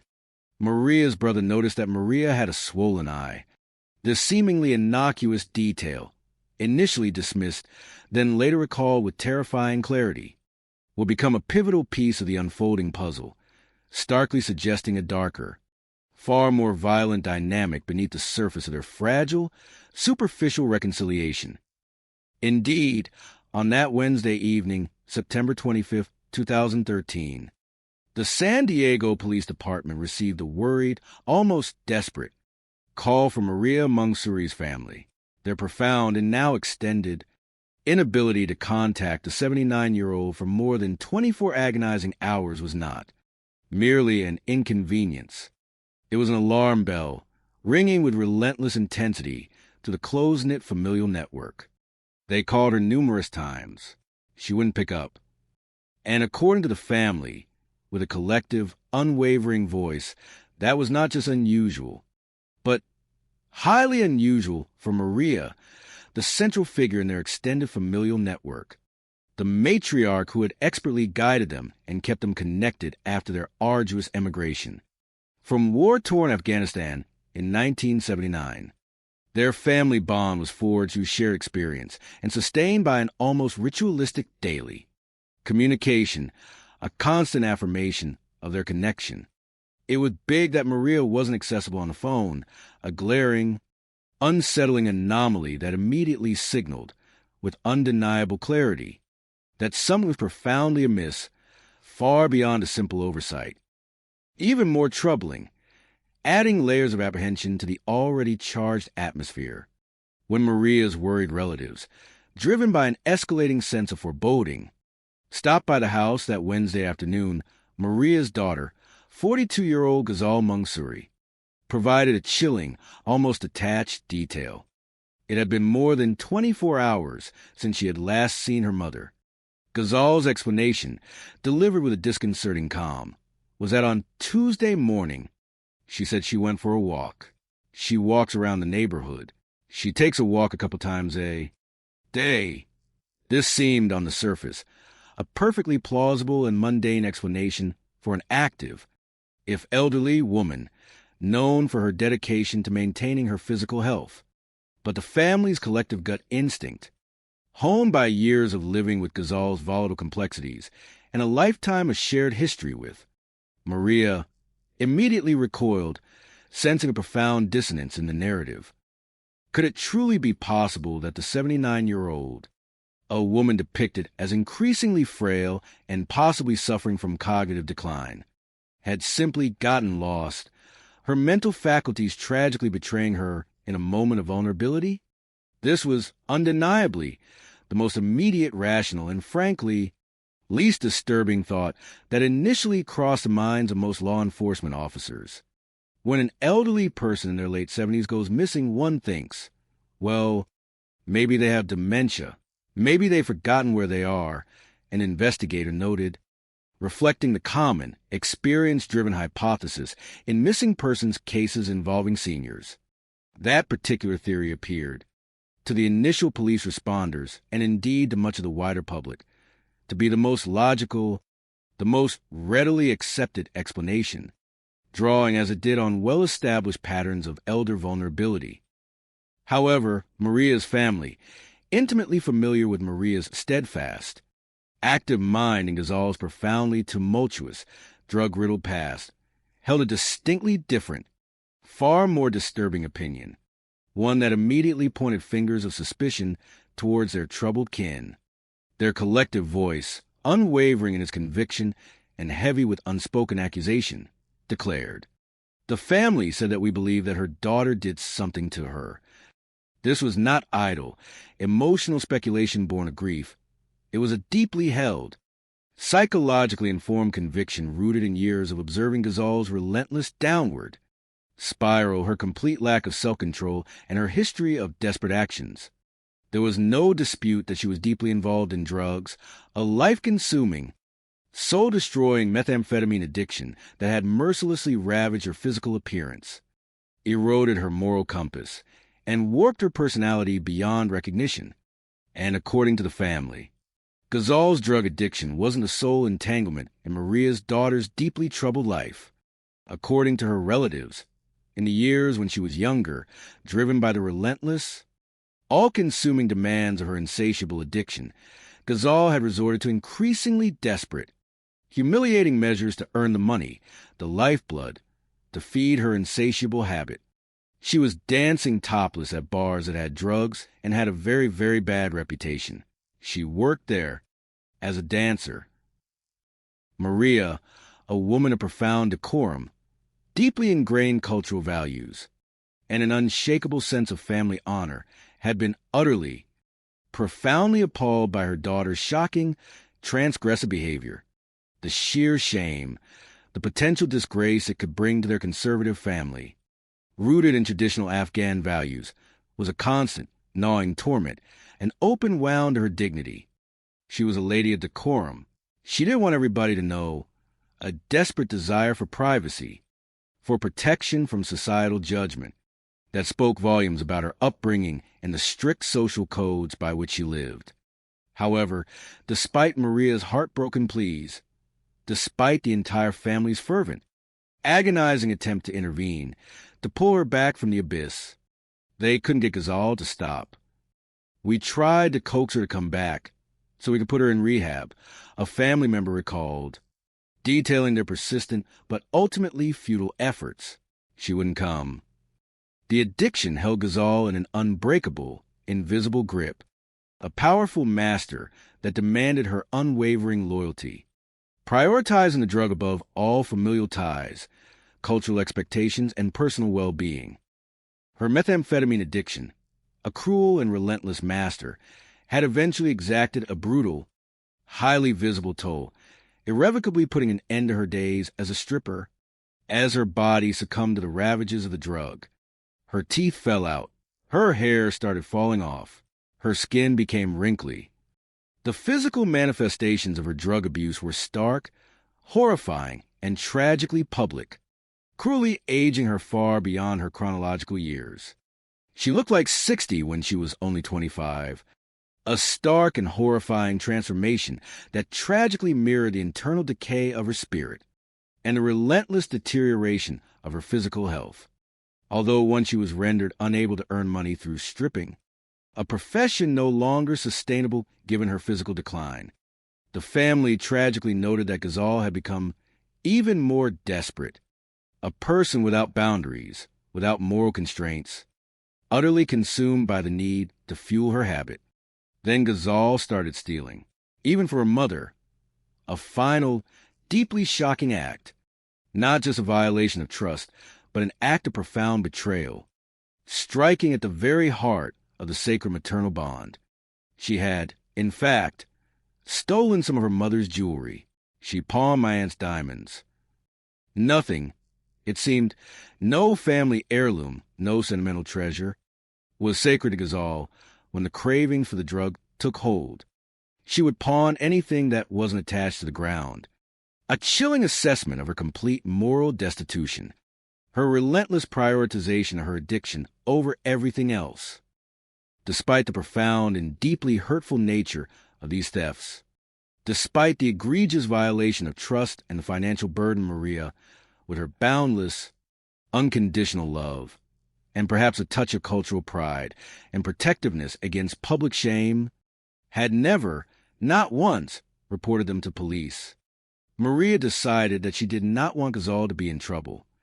This decision, driven by an unshakable maternal devotion, by a deep desire to shield her only child from the harsh, punitive arm of the law, unwittingly shielded Ghazal from the legal consequences of her actions, inadvertently, tragically, enabling her further descent into crime and addiction.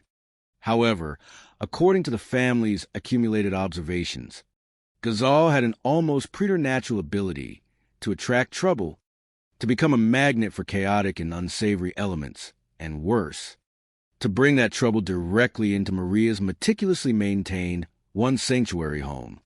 The family repeatedly told the police that once Ghazal had moved back in with her mother, a decision ostensibly made for reconciliation and mutual support, she quickly began bringing her fellow addicts, her cohorts from the darkest fringes of society, over to the house. She collected these toothless, dirty, smelly old guys.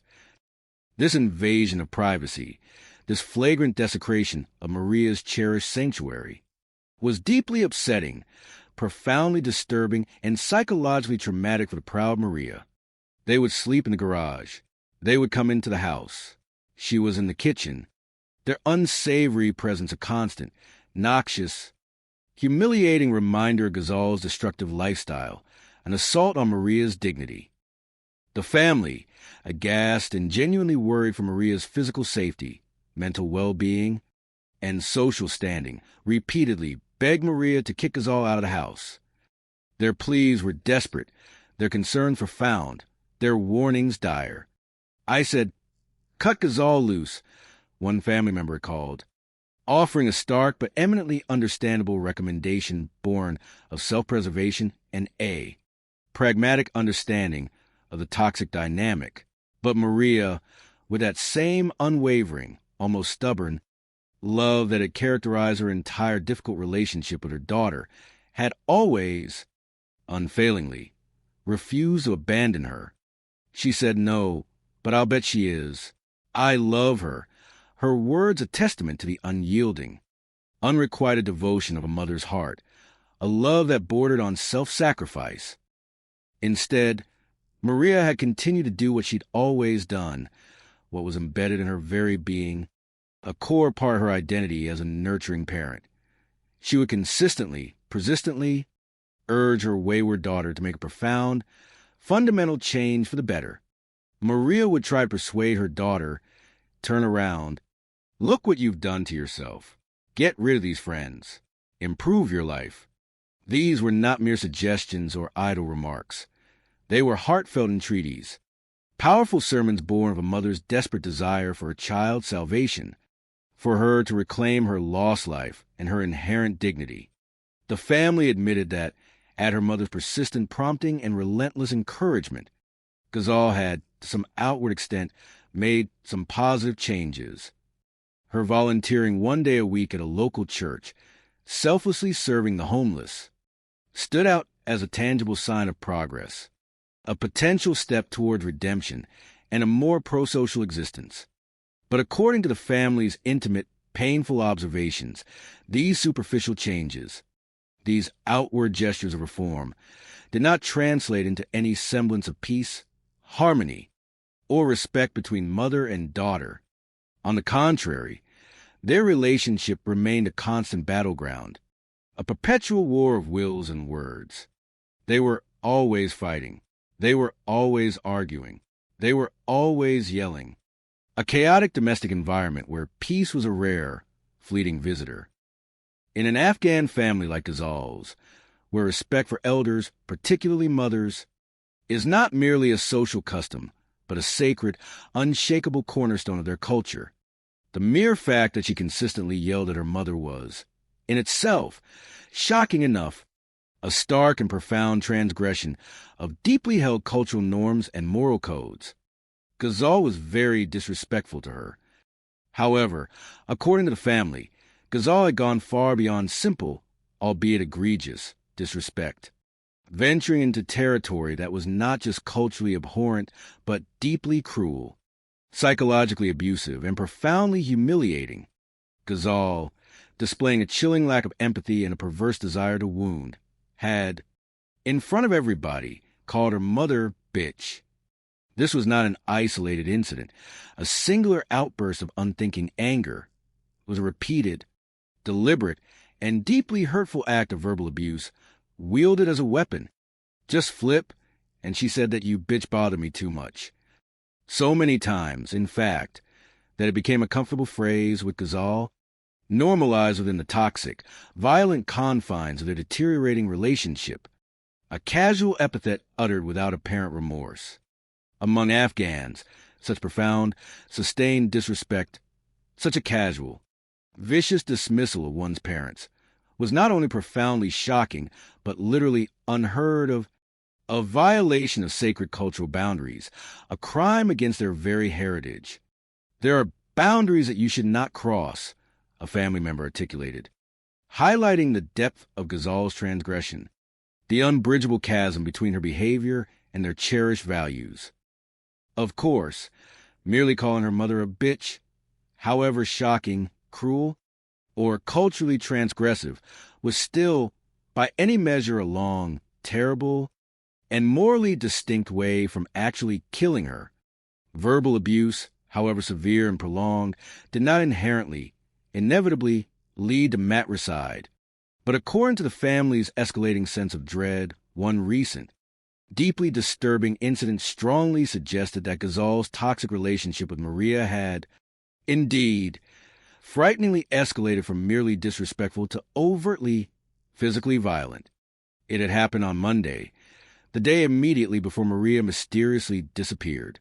Maria's brother, during a routine caring visit, had noticed, with a sudden pang of alarm, that Maria had a conspicuously swollen eye. When her brother, naturally concerned and prompted by genuine worry, gently inquired what had happened to cause such an injury, Maria, ever protective of Ghazal and perhaps fearful of retribution, had quickly dismissed it as nothing. She excused it by saying it was allergies, a convenient, though ultimately unconvincing and subtly evasive explanation. But now, with Maria having vanished into thin air, her whereabouts unknown, her brother and the rest of the family were absolutely, tragically convinced that it wasn't allergies that caused her eye to swell up.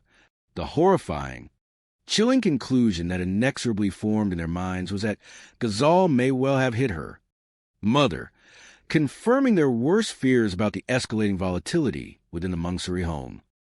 But did that alleged physical assault, however damning, also mean she had something far more sinister to do with her mother's disappearance? Perhaps even her death? This was the horrifying question now burning in the minds of the investigators. Once the law enforcement officers finished their emotionally charged and deeply revealing interviews with Maria's distraught family, the cumulative weight of their profound concerns and their unequivocal accusations propelled them, without a moment's hesitation, straight to Maria's house in suburban San Diego, to finally confront and question her daughter, Ghazal. There was enough red flags that we were alarmed and we were worried. A police statement confirmed, the professional detachment of their language barely concealing the palpable tension and the profound sense of urgency that permeated the moment. And there were indeed more red flags even before Ghazal spoke a single word, even before she offered her first explanation. When she finally came to the door, presenting herself to the officers, her very appearance spoke volumes, offering a silent, damning testimony to her personal state. Her hair wasn't combed, her clothes were dirty, her fingernails were dirty.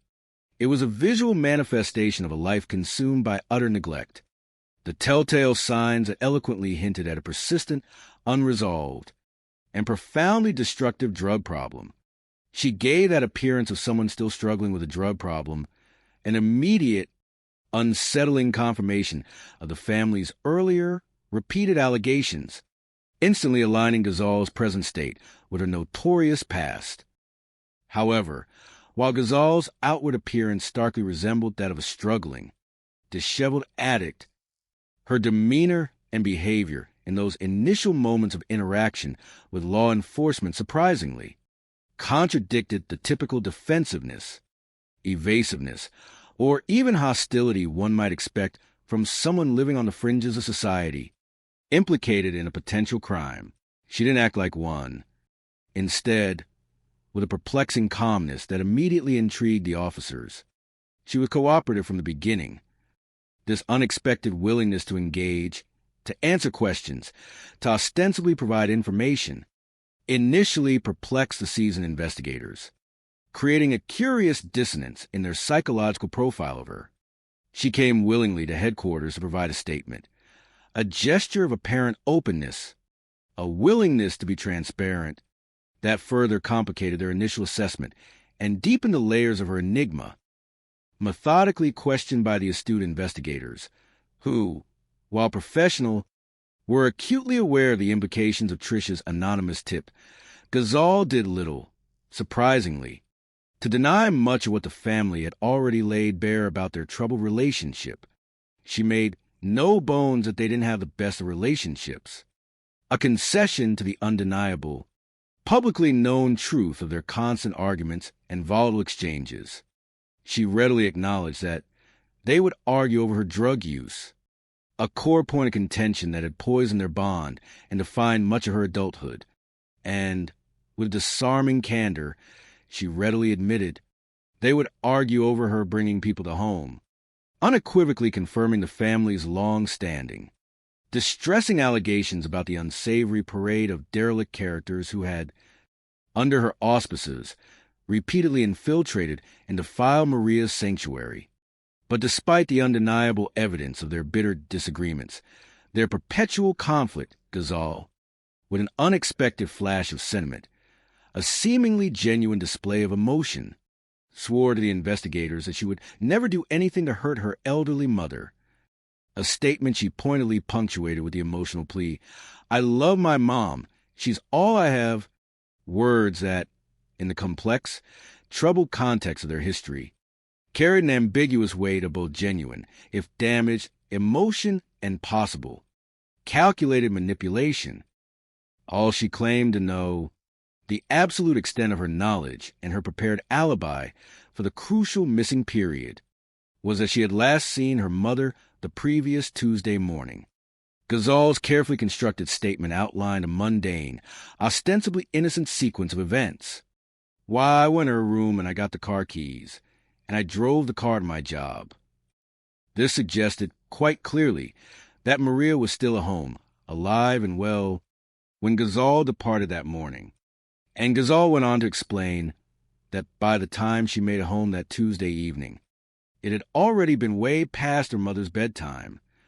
Maria, ever the creature of habit, meticulous in her routine, always goes to bed no later than 10, so I thought she was in her room. In fact, Ghazal insisted, with an air of complete innocence, she hadn't even realized that her mother was missing until her worried relatives, desperate and growing frantic, had arrived at her door on Wednesday morning, specifically asking, with palpable anxiety, "Where could your mother be?" In response to their panicked, urgent inquiries, Ghazal had offered up the very same explanation she had previously given the family, and now presented to police. She's gone for a walk. And according to Ghazal's further elaboration, if that was indeed the case, if Maria had simply embarked on one of her regular walks, it was entirely possible that Maria had wandered off and got disoriented and gotten lost. To bolster this benign, if tragic, explanation, to firmly plant the seed of plausible deniability, Ghazal claimed that her mom was suffering from Alzheimer's. According to Ghazal's dramatic new account, her mother's once sharp, formidable mind had, alarmingly and rapidly, started to deteriorate in recent months. She said lately she's become very sick.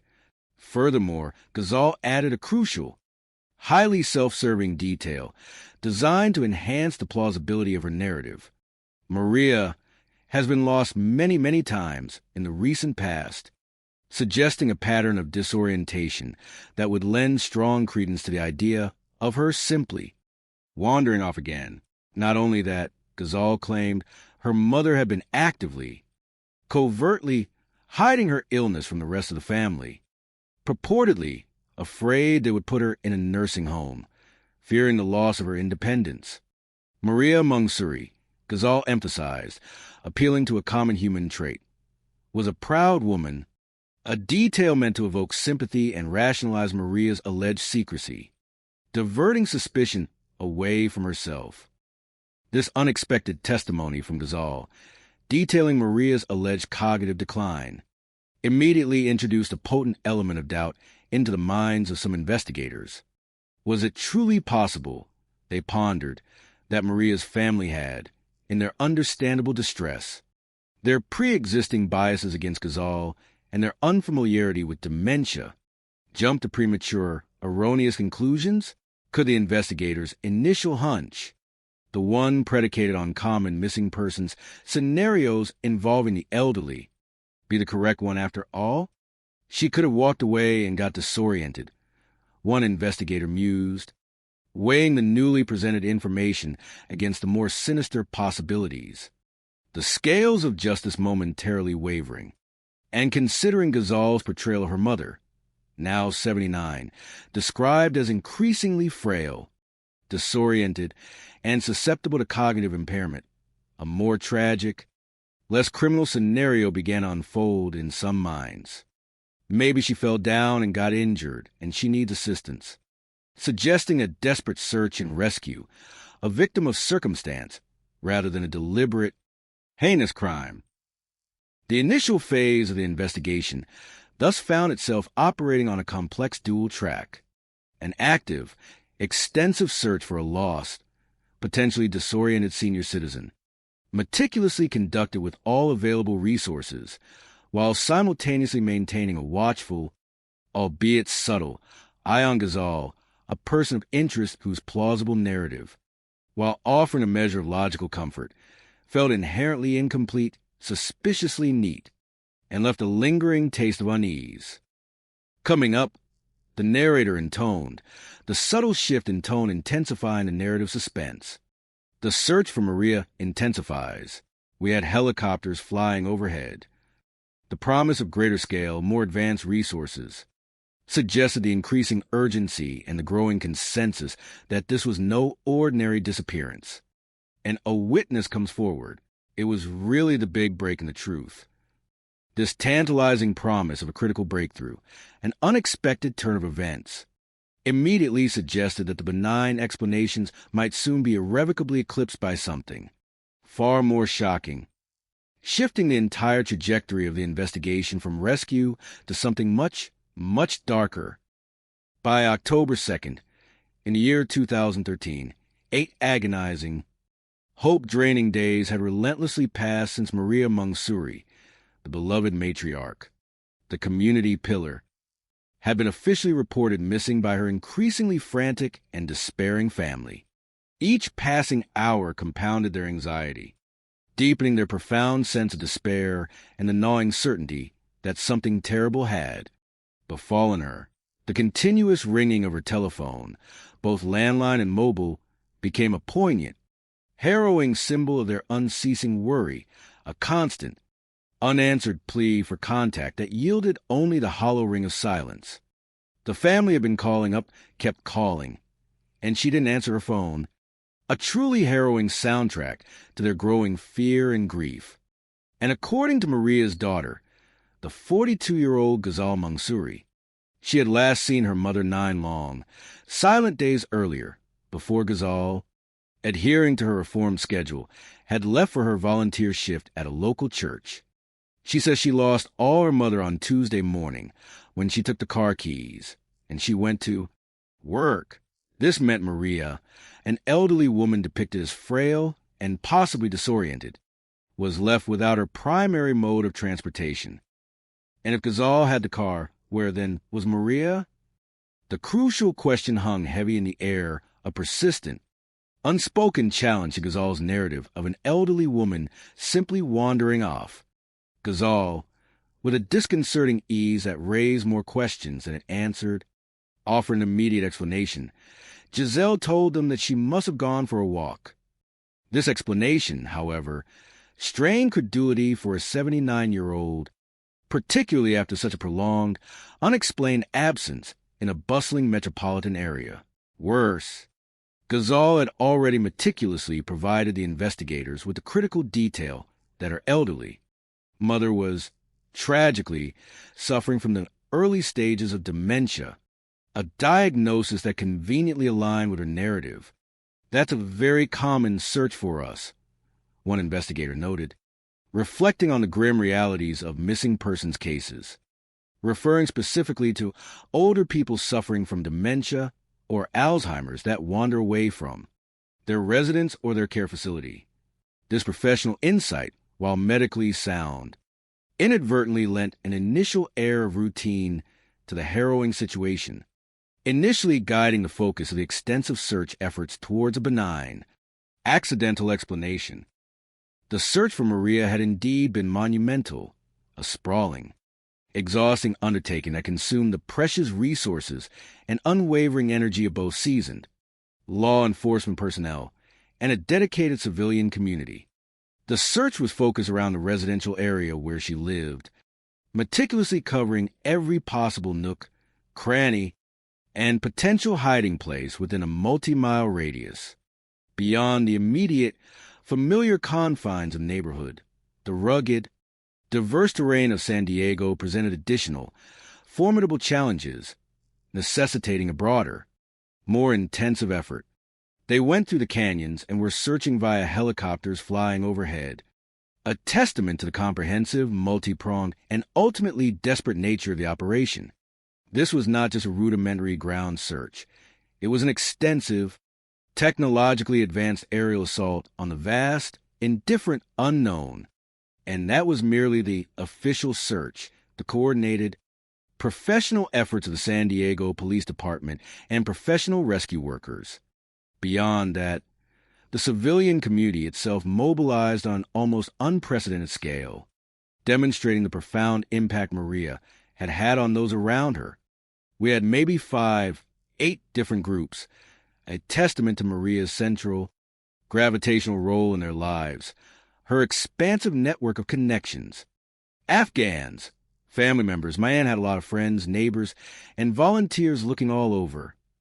People converged from all directions, tirelessly going in the canyons everywhere that you can imagine, propelled by a singular, desperate, and dwindling hope that she might still be found alive. But as the hours turned into days, and those days agonizingly bled into an entire, silent week, the fragile hope that the missing 79-year-old matriarch would be found alive began, inevitably and painfully, to fade. The relentless, unforgiving passage of time, coupled with a profound absence of any concrete leads, and the ever-increasing odds against survival in the harsh, unforgiving elements, began to slowly but surely chip away at the initial, fervent optimism. By the end of the week, the whole family was convinced that something terrible had happened. Their collective gut feeling, an intuitive sense sharpened by cultural bonds and a lifetime of shared experiences, now pointed, with terrifying clarity, towards a grim, final conclusion.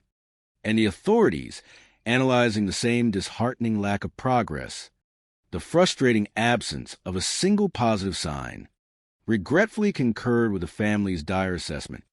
It was really all of us coming to the same conclusion, that she probably was deceased, a stark, official recognition of the tragic outcome.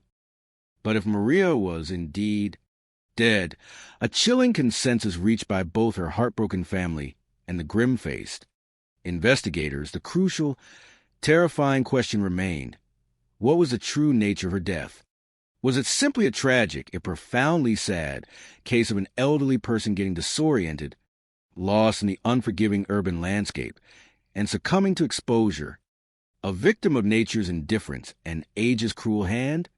Or was it something far more sinister, an act born of intentional malice, a betrayal of the deepest kind? From the very beginning of the investigation, the family had harbored deeply rooted, profound doubts about Ghazal's persistent claim that Maria had simply wandered off, doubts that sprang organically and painfully from their intimate, albeit painful, knowledge of the complex relationship between mother and daughter, a bond irrevocably tainted by years of conflict and disappointment. Everyone that we talked to talked about the disrespect that Ghazal had for her mother, an investigator revealed, highlighting the remarkably consistent theme that emerged, like a toxic plume, from every single interview with family and friends. There's a lot of witnesses that would say they heard arguing and yelling and fighting all the time. The Mansury household, far from being a bastion of domestic peace, was clearly a hotbed of perpetual conflict and escalating tension. This was a tense relationship, a polite, understated professional assessment for a volatile, deeply destructive dynamic, often punctuated by furious eruptions of uncontrolled anger and hurtful words. And according to Maria's family, the ceaseless, corrosive tension that defined their relationship was primarily, undeniably due to Ghazal's long and relentlessly destructive history of drug abuse. She saw her daughter trapped by this insidious culture of methamphetamine addiction. The drug, a cruel master, had not merely consumed Ghazal. It had irrevocably eroded her personality, transforming her into someone almost unrecognizable, a stranger to her former self. Her life spiraled downhill very quickly, a downward trajectory that left a vast, painful trail of emotional wreckage in its wake, profoundly affecting everyone in her orbit. But did Ghazal's continuous downward spiral, her drug-fueled desperation, her ingrained disrespect, and her volatile temperament have any direct bearing on her mother's disappearance? Initially, the police could only grapple with the painful weight of their suspicions. We had no proof that there had been any prior physical altercations between mother and daughter, no formal police reports, no documented history of violence to definitively corroborate the family's fears. All there were strong suspicions and unsettling hunches, powerful as they were, until a pivotal, game-changing moment arrived on Wednesday, October 2nd. On that day, the San Diego Police Department received an anonymous call, seemingly out of the blue, that would irrevocably change everything. The caller was a man who, speaking with a heavy heart and a clear tone of apprehension, identified himself as the ex-husband of a woman named Tricia. His ex-wife, he openly and somewhat apologetically admitted, was an acknowledged drug user, a detail that might, under different circumstances, normally cast considerable doubt on her credibility. But in this immediate, desperate context, it seemed alarmingly, crucially relevant. Tricia's ex-husband claimed that she'd been hanging out with Ghazal on the previous Saturday night, immersed in a shared ritual of drug use, a familiar setting for both women. She had been using drugs. They were in Maria's car, a detail that now, in retrospect, seemed to acquire a chillingly sinister connotation. It was in the midst of their late-night ride, in the hazy, drug-induced confines of car, and in the flow of their casual, confessional conversation, that Ghazal, without warning, made a horrifying, self-incriminating disclosure. In the middle of riding around and spending time together, Ghazal discloses that she got into an argument with her mother. However, according to Tricia's ex-husband, that was far from all that Ghazal had confided, far from the full, brutal truth. What followed was a cold, unspeakably brutal admission, a shocking confession that transcended the bounds of any mere argument, moving into the realm of the unthinkable. Ghazal, out of the blue, had calmly, clinically told Tricia, "Oh, by the way, I killed my mother." And then, with disturbing specificity that resonated with an almost chilling detachment, she proceeded to detail the horrifying act itself. She went into the garage and got a bike tire and strangled her mother. The narrative didn't end there, but chillingly continued, moving from the act of violence to the grisly, immediate aftermath. "I then put my mother in the trunk of the car, and I dumped her body in East County." According to her ex-husband's emotional account, Tricia, despite her own difficult background and her immersion in the dark underbelly of drug culture, had been profoundly shaken by her friend's story. The sheer callousness of the act, the visceral, brutal nature of the confession, had impacted Tricia so much that she couldn't get out her mind. It was a secret too dark, too heavy, too morally repugnant to bear alone, a profound violation of humanity that gnawed at her conscience. And there was no way she could keep it secret either, her moral compass, however tarnished, forcing her to confront the unspeakable. Driven by a burdened conscience, Tricia then contacted her ex-husband and, trembling, relayed this gruesome information to him. He, in turn, was initially angry with Tricia for even telling him this, feeling, understandably, that somehow now he was being tainted with this information, becoming an unwilling confidant in a murder confession. Yet, despite his profound personal discomfort and anger, he understood the immense gravity of the revelation. The widespread news coverage of Maria's disappearance, the desperate search for her, had deeply touched the entire San Diego community, filling airwaves and headlines. He felt an undeniable, overriding compulsion to act, propelled by a fundamental sense of human decency.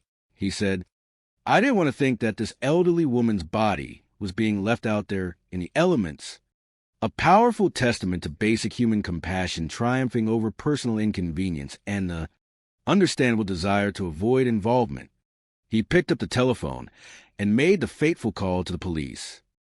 But was his incredible story true? Could this shocking, almost cinematic confession, coming from a secondary source deeply enmeshed in a drug culture, truly be reliable, truly hold up under intense scrutiny? That information was not, for a single moment, dismissed. It was immediately followed up on by homicide detectives, the elite unit tasked with investigating the most serious and complex of crimes, their training and experience guiding their every move. And when the homicide detectives, now armed with this potent new lead, with an air of grim determination, brought Tricia in for questioning, the moment of truth finally arrived. She, without hesitation, confirmed everything her ex-husband had just relayed to the investigators. Every chilling detail, every damning fragment of confession, every horrifying specificity, every gruesome particular attributed to Ghazal was meticulously reiterated by Tricia herself, solidifying the narrative. It was really the big break in the case for us, an investigator acknowledged later. The phrase encapsulating the pivotal, game-changing nature of Tricia's raw, unfiltered testimony. The mystery had a name.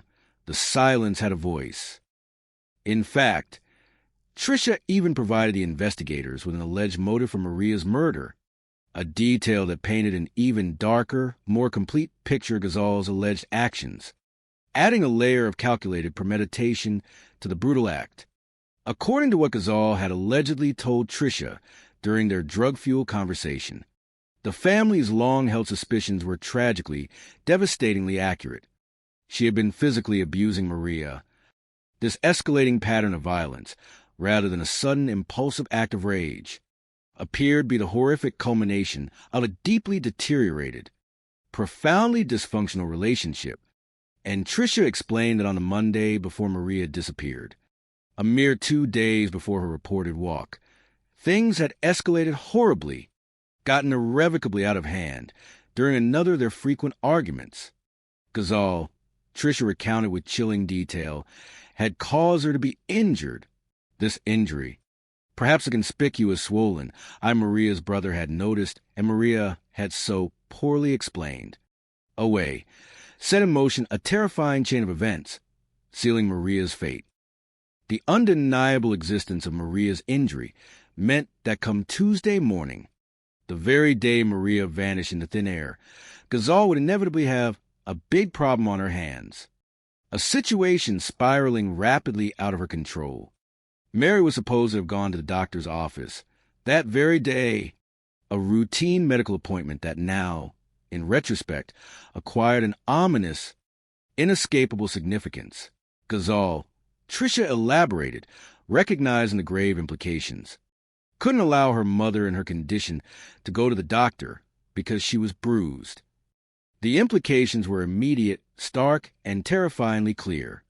The doctor would see it and then report to the authorities, a mandatory legal obligation for healthcare professionals encountering signs of elder abuse, ensuring accountability.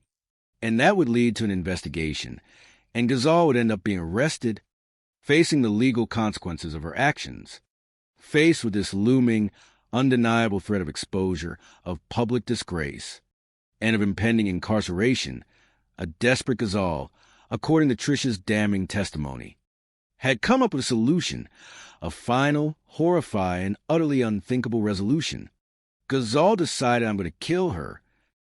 Tricia's incredibly detailed story, though emanating from a questionable source whose own life was entangled in drug addiction, was a colossal breakthrough for the investigators, a sudden, blinding burst of clarity in a murky, terrifyingly complex case. But before the police could formally charge Ghazal with her mother's murder, before they could move forward with a full prosecution, they still had one critical, indispensable task to accomplish. They had to unequivocally confirm Tricia's account. We just needed to find her, an investigator emphasized, the phrase resonating with urgency. The physical location of Maria's body was paramount, not only for definitive, legal proof of death, but also for the wealth of forensic evidence it could yield, the silent, immutable testimony it would offer about the manner of death. The body itself can give a lot of clues as to what happened, a fundamental medical maxim that underscored the urgent, imperative need for its swift recovery. So, just a few grueling hours after the initial, game-changing tip from Trisha's ex-husband came in, the second search for Maria began, but this time, it was a fundamentally different kind of search. This was no longer a frantic search for a lost senior citizen. It was a targeted, grim hunt for a body, an evidence-gathering mission in the vast, remote, and often desolate stretches of San Diego's East County. It is vast. There is this rocky terrain, a description that painted a vivid picture of a rugged, unforgiving landscape, presenting formidable challenges to the tireless searchers. However, just a few laborious hours into this new, grim search operation, one veteran investigator, whose keen eye for detail and years of experience had been meticulously honed by countless similar cases, noticed something specific, something that stood out in the monotony of the landscape.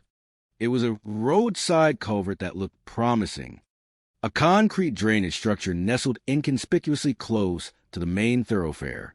Its location was strategically significant. It being so close to the road, it was a high-probability area for a body dump, a chilling, pragmatic calculation based on established criminal behavior patterns observed in cases of concealed homicide.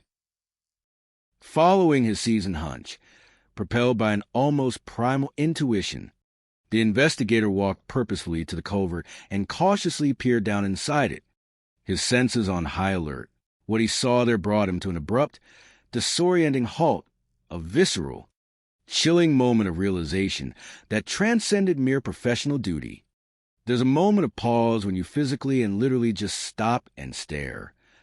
The human mind, momentarily overwhelmed by the grim, undeniable reality, struggles to immediately process such horror, to reconcile the abstract concept of evil with its raw, physical manifestation. It's almost like, am I seeing what I think I'm seeing? He recalled thinking, grappling with the profound impact of the discovery. Because at the very bottom of that desolate, concrete culvert, tragically exposed to the elements, lay what little remained of the missing woman, Maria Mansury. It was just basically a torso. The devastating effects of prolonged exposure to the elements and the unfortunate activities of local wildlife had tragically taken their toll, reducing Maria's remains, but enough remained to allow for eventual identification. Crucially, poignantly, she was still wearing a nightie and she was still wearing jewelry. These personal effects, familiar objects imbued with the essence of Maria's daily life, were immediate, powerful, and heartbreaking identifiers, providing a grim but unmistakable confirmation. I felt fairly confident I had found Maria, the investigator stated, his voice heavy with the gravity of the discovery, a moment of tragic finality in a bewildering case. The police, moving with a new, grim efficiency that came with a confirmed body, immediately sent the recovered remains off for a comprehensive, painstaking autopsy, the vital scientific process that would reveal the hidden truths of Maria's last moments and potentially confirm the horrific cause of death.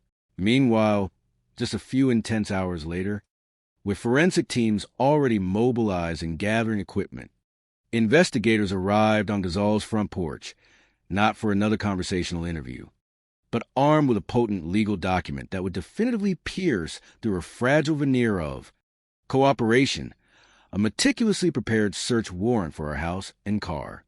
An officer explained to her, in formal, unyielding terms, "Look, you can't be in the house while the search is going on," asserting the full force of their authority. So while Ghazal waited outside, detached, almost eerily calm, perhaps underestimating the full legal weight of what was about to unfold, she was not in custody. She was not being interviewed. A detail meant to underscore her still precarious legal status. The forensic team stepped into what could only be described as a complete and utter drug den. The scene inside the house was one of staggering disarray, profound neglect, and a truly pervasive squalor, an appalling contrast of Maria's fastidious nature. They were shocked at how filthy it was, the officers expressing a profound revulsion at the conditions. The smell of rotting food was overwhelming, a sickening stench that clung to every surface, saturating the air with its nauseating decay. The dishes were broken or tossed around, shattered remnants of domestic life, mute testaments to a life consumed by chaos. And in a final, deeply heartbreaking act of profound disrespect and literal desecration, there's feces, dog feces on the Persian rug. Not just any rug, but the Persian silk rug brought all the way from Afghanistan by my own, a cherished heirloom, a piece of Maria's former, elegant life, now soiled, degraded, and symbolic of the larger spiritual decay that had occurred within those walls. Amidst the squalor, behind what the seasoned investigators intuitively figured was Maria's favorite chair, a place of comfort, dignity, and personal sanctuary, indicated by the fact that she had mail there. She had some of her belongings there.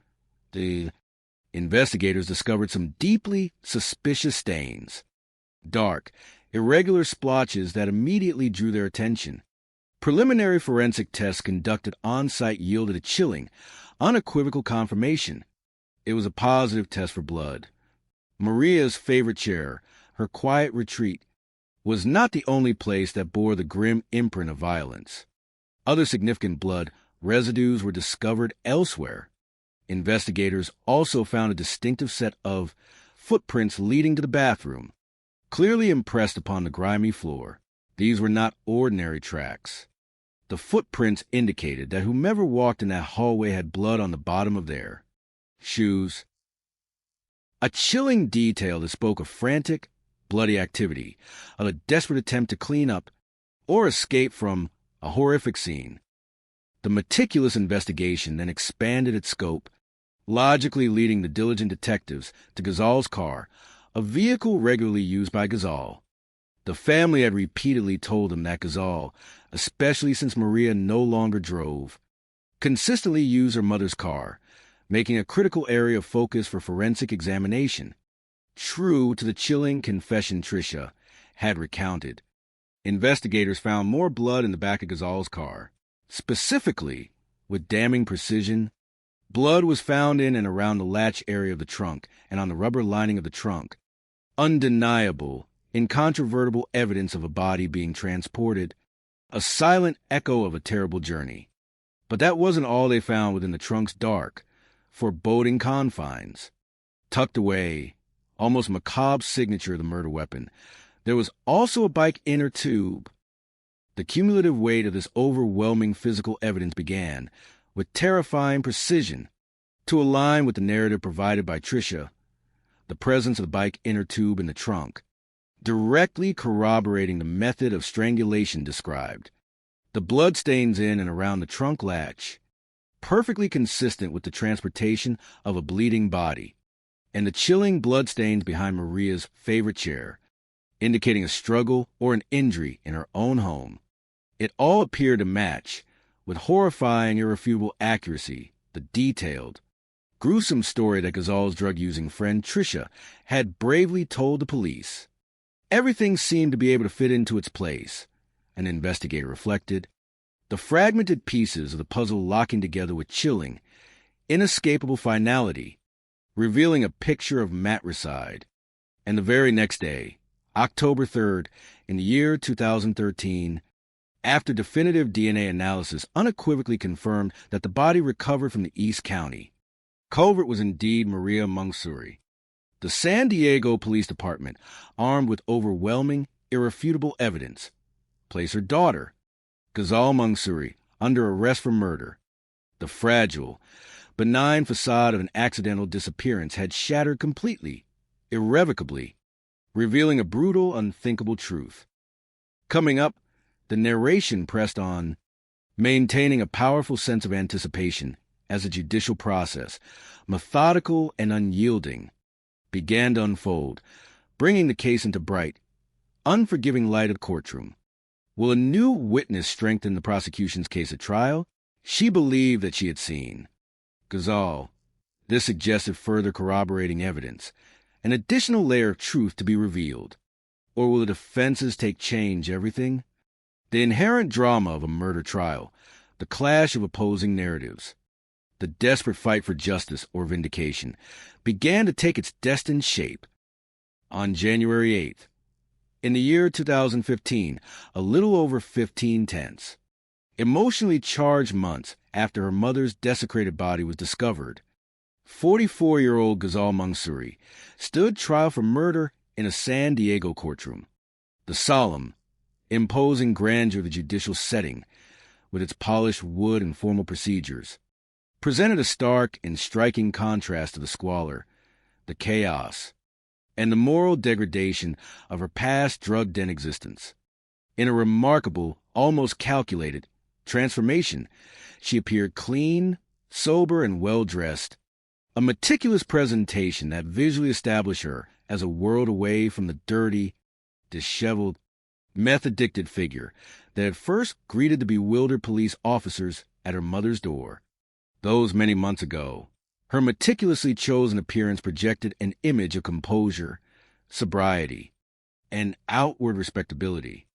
She would be very respectful to the judge and to anyone else, a deliberate, practiced effort to counteract the profoundly damaging public perception of her character and her previous history. But the grim, devastating reason she was in court transcended superficial appearances and polite gestures. It was the ultimate form of disrespect, an accusation of matricide, the gravest, most unforgivable betrayal of the sacred maternal bond, a crime that society views with the utmost revulsion. Ghazal was formally charged with the 2013 murder of her 79-year-old mother, Maria Mansury. It's such an unusual case. You don't usually hear about a daughter killing their mother, a prosecutor remarked, articulating profound societal shock and inherent horror of such an unthinkable act. This sentiment was amplified exponentially within the city's tight-knit, deeply traditional Middle Eastern community, where such familial transgressions were an absolute anathema. In the Middle Eastern community, for a daughter to be accused of killing her mother, no one has ever heard of such a thing. A relative stressed, their voice heavy with cultural anguish, highlighting the truly egregious, unprecedented nature of the crime within their deeply conservative cultural framework. Such an act was not merely criminal. It was a profound violation of sacred familial and cultural codes, a heinous sin against their heritage, and it sent reverberating ripples of disbelief, sorrow, and deep communal horror throughout their entire social fabric. So, the central, haunting, inescapable question that hung heavily over the courtroom remained. Why had Ghazal done the unthinkable? In his opening statement to the jury, delivered with practiced eloquence and persuasive force, the prosecutor, a seasoned legal professional, articulated a compelling, psychologically driven explanation, a motive rooted in the corrosive power of addiction. He argued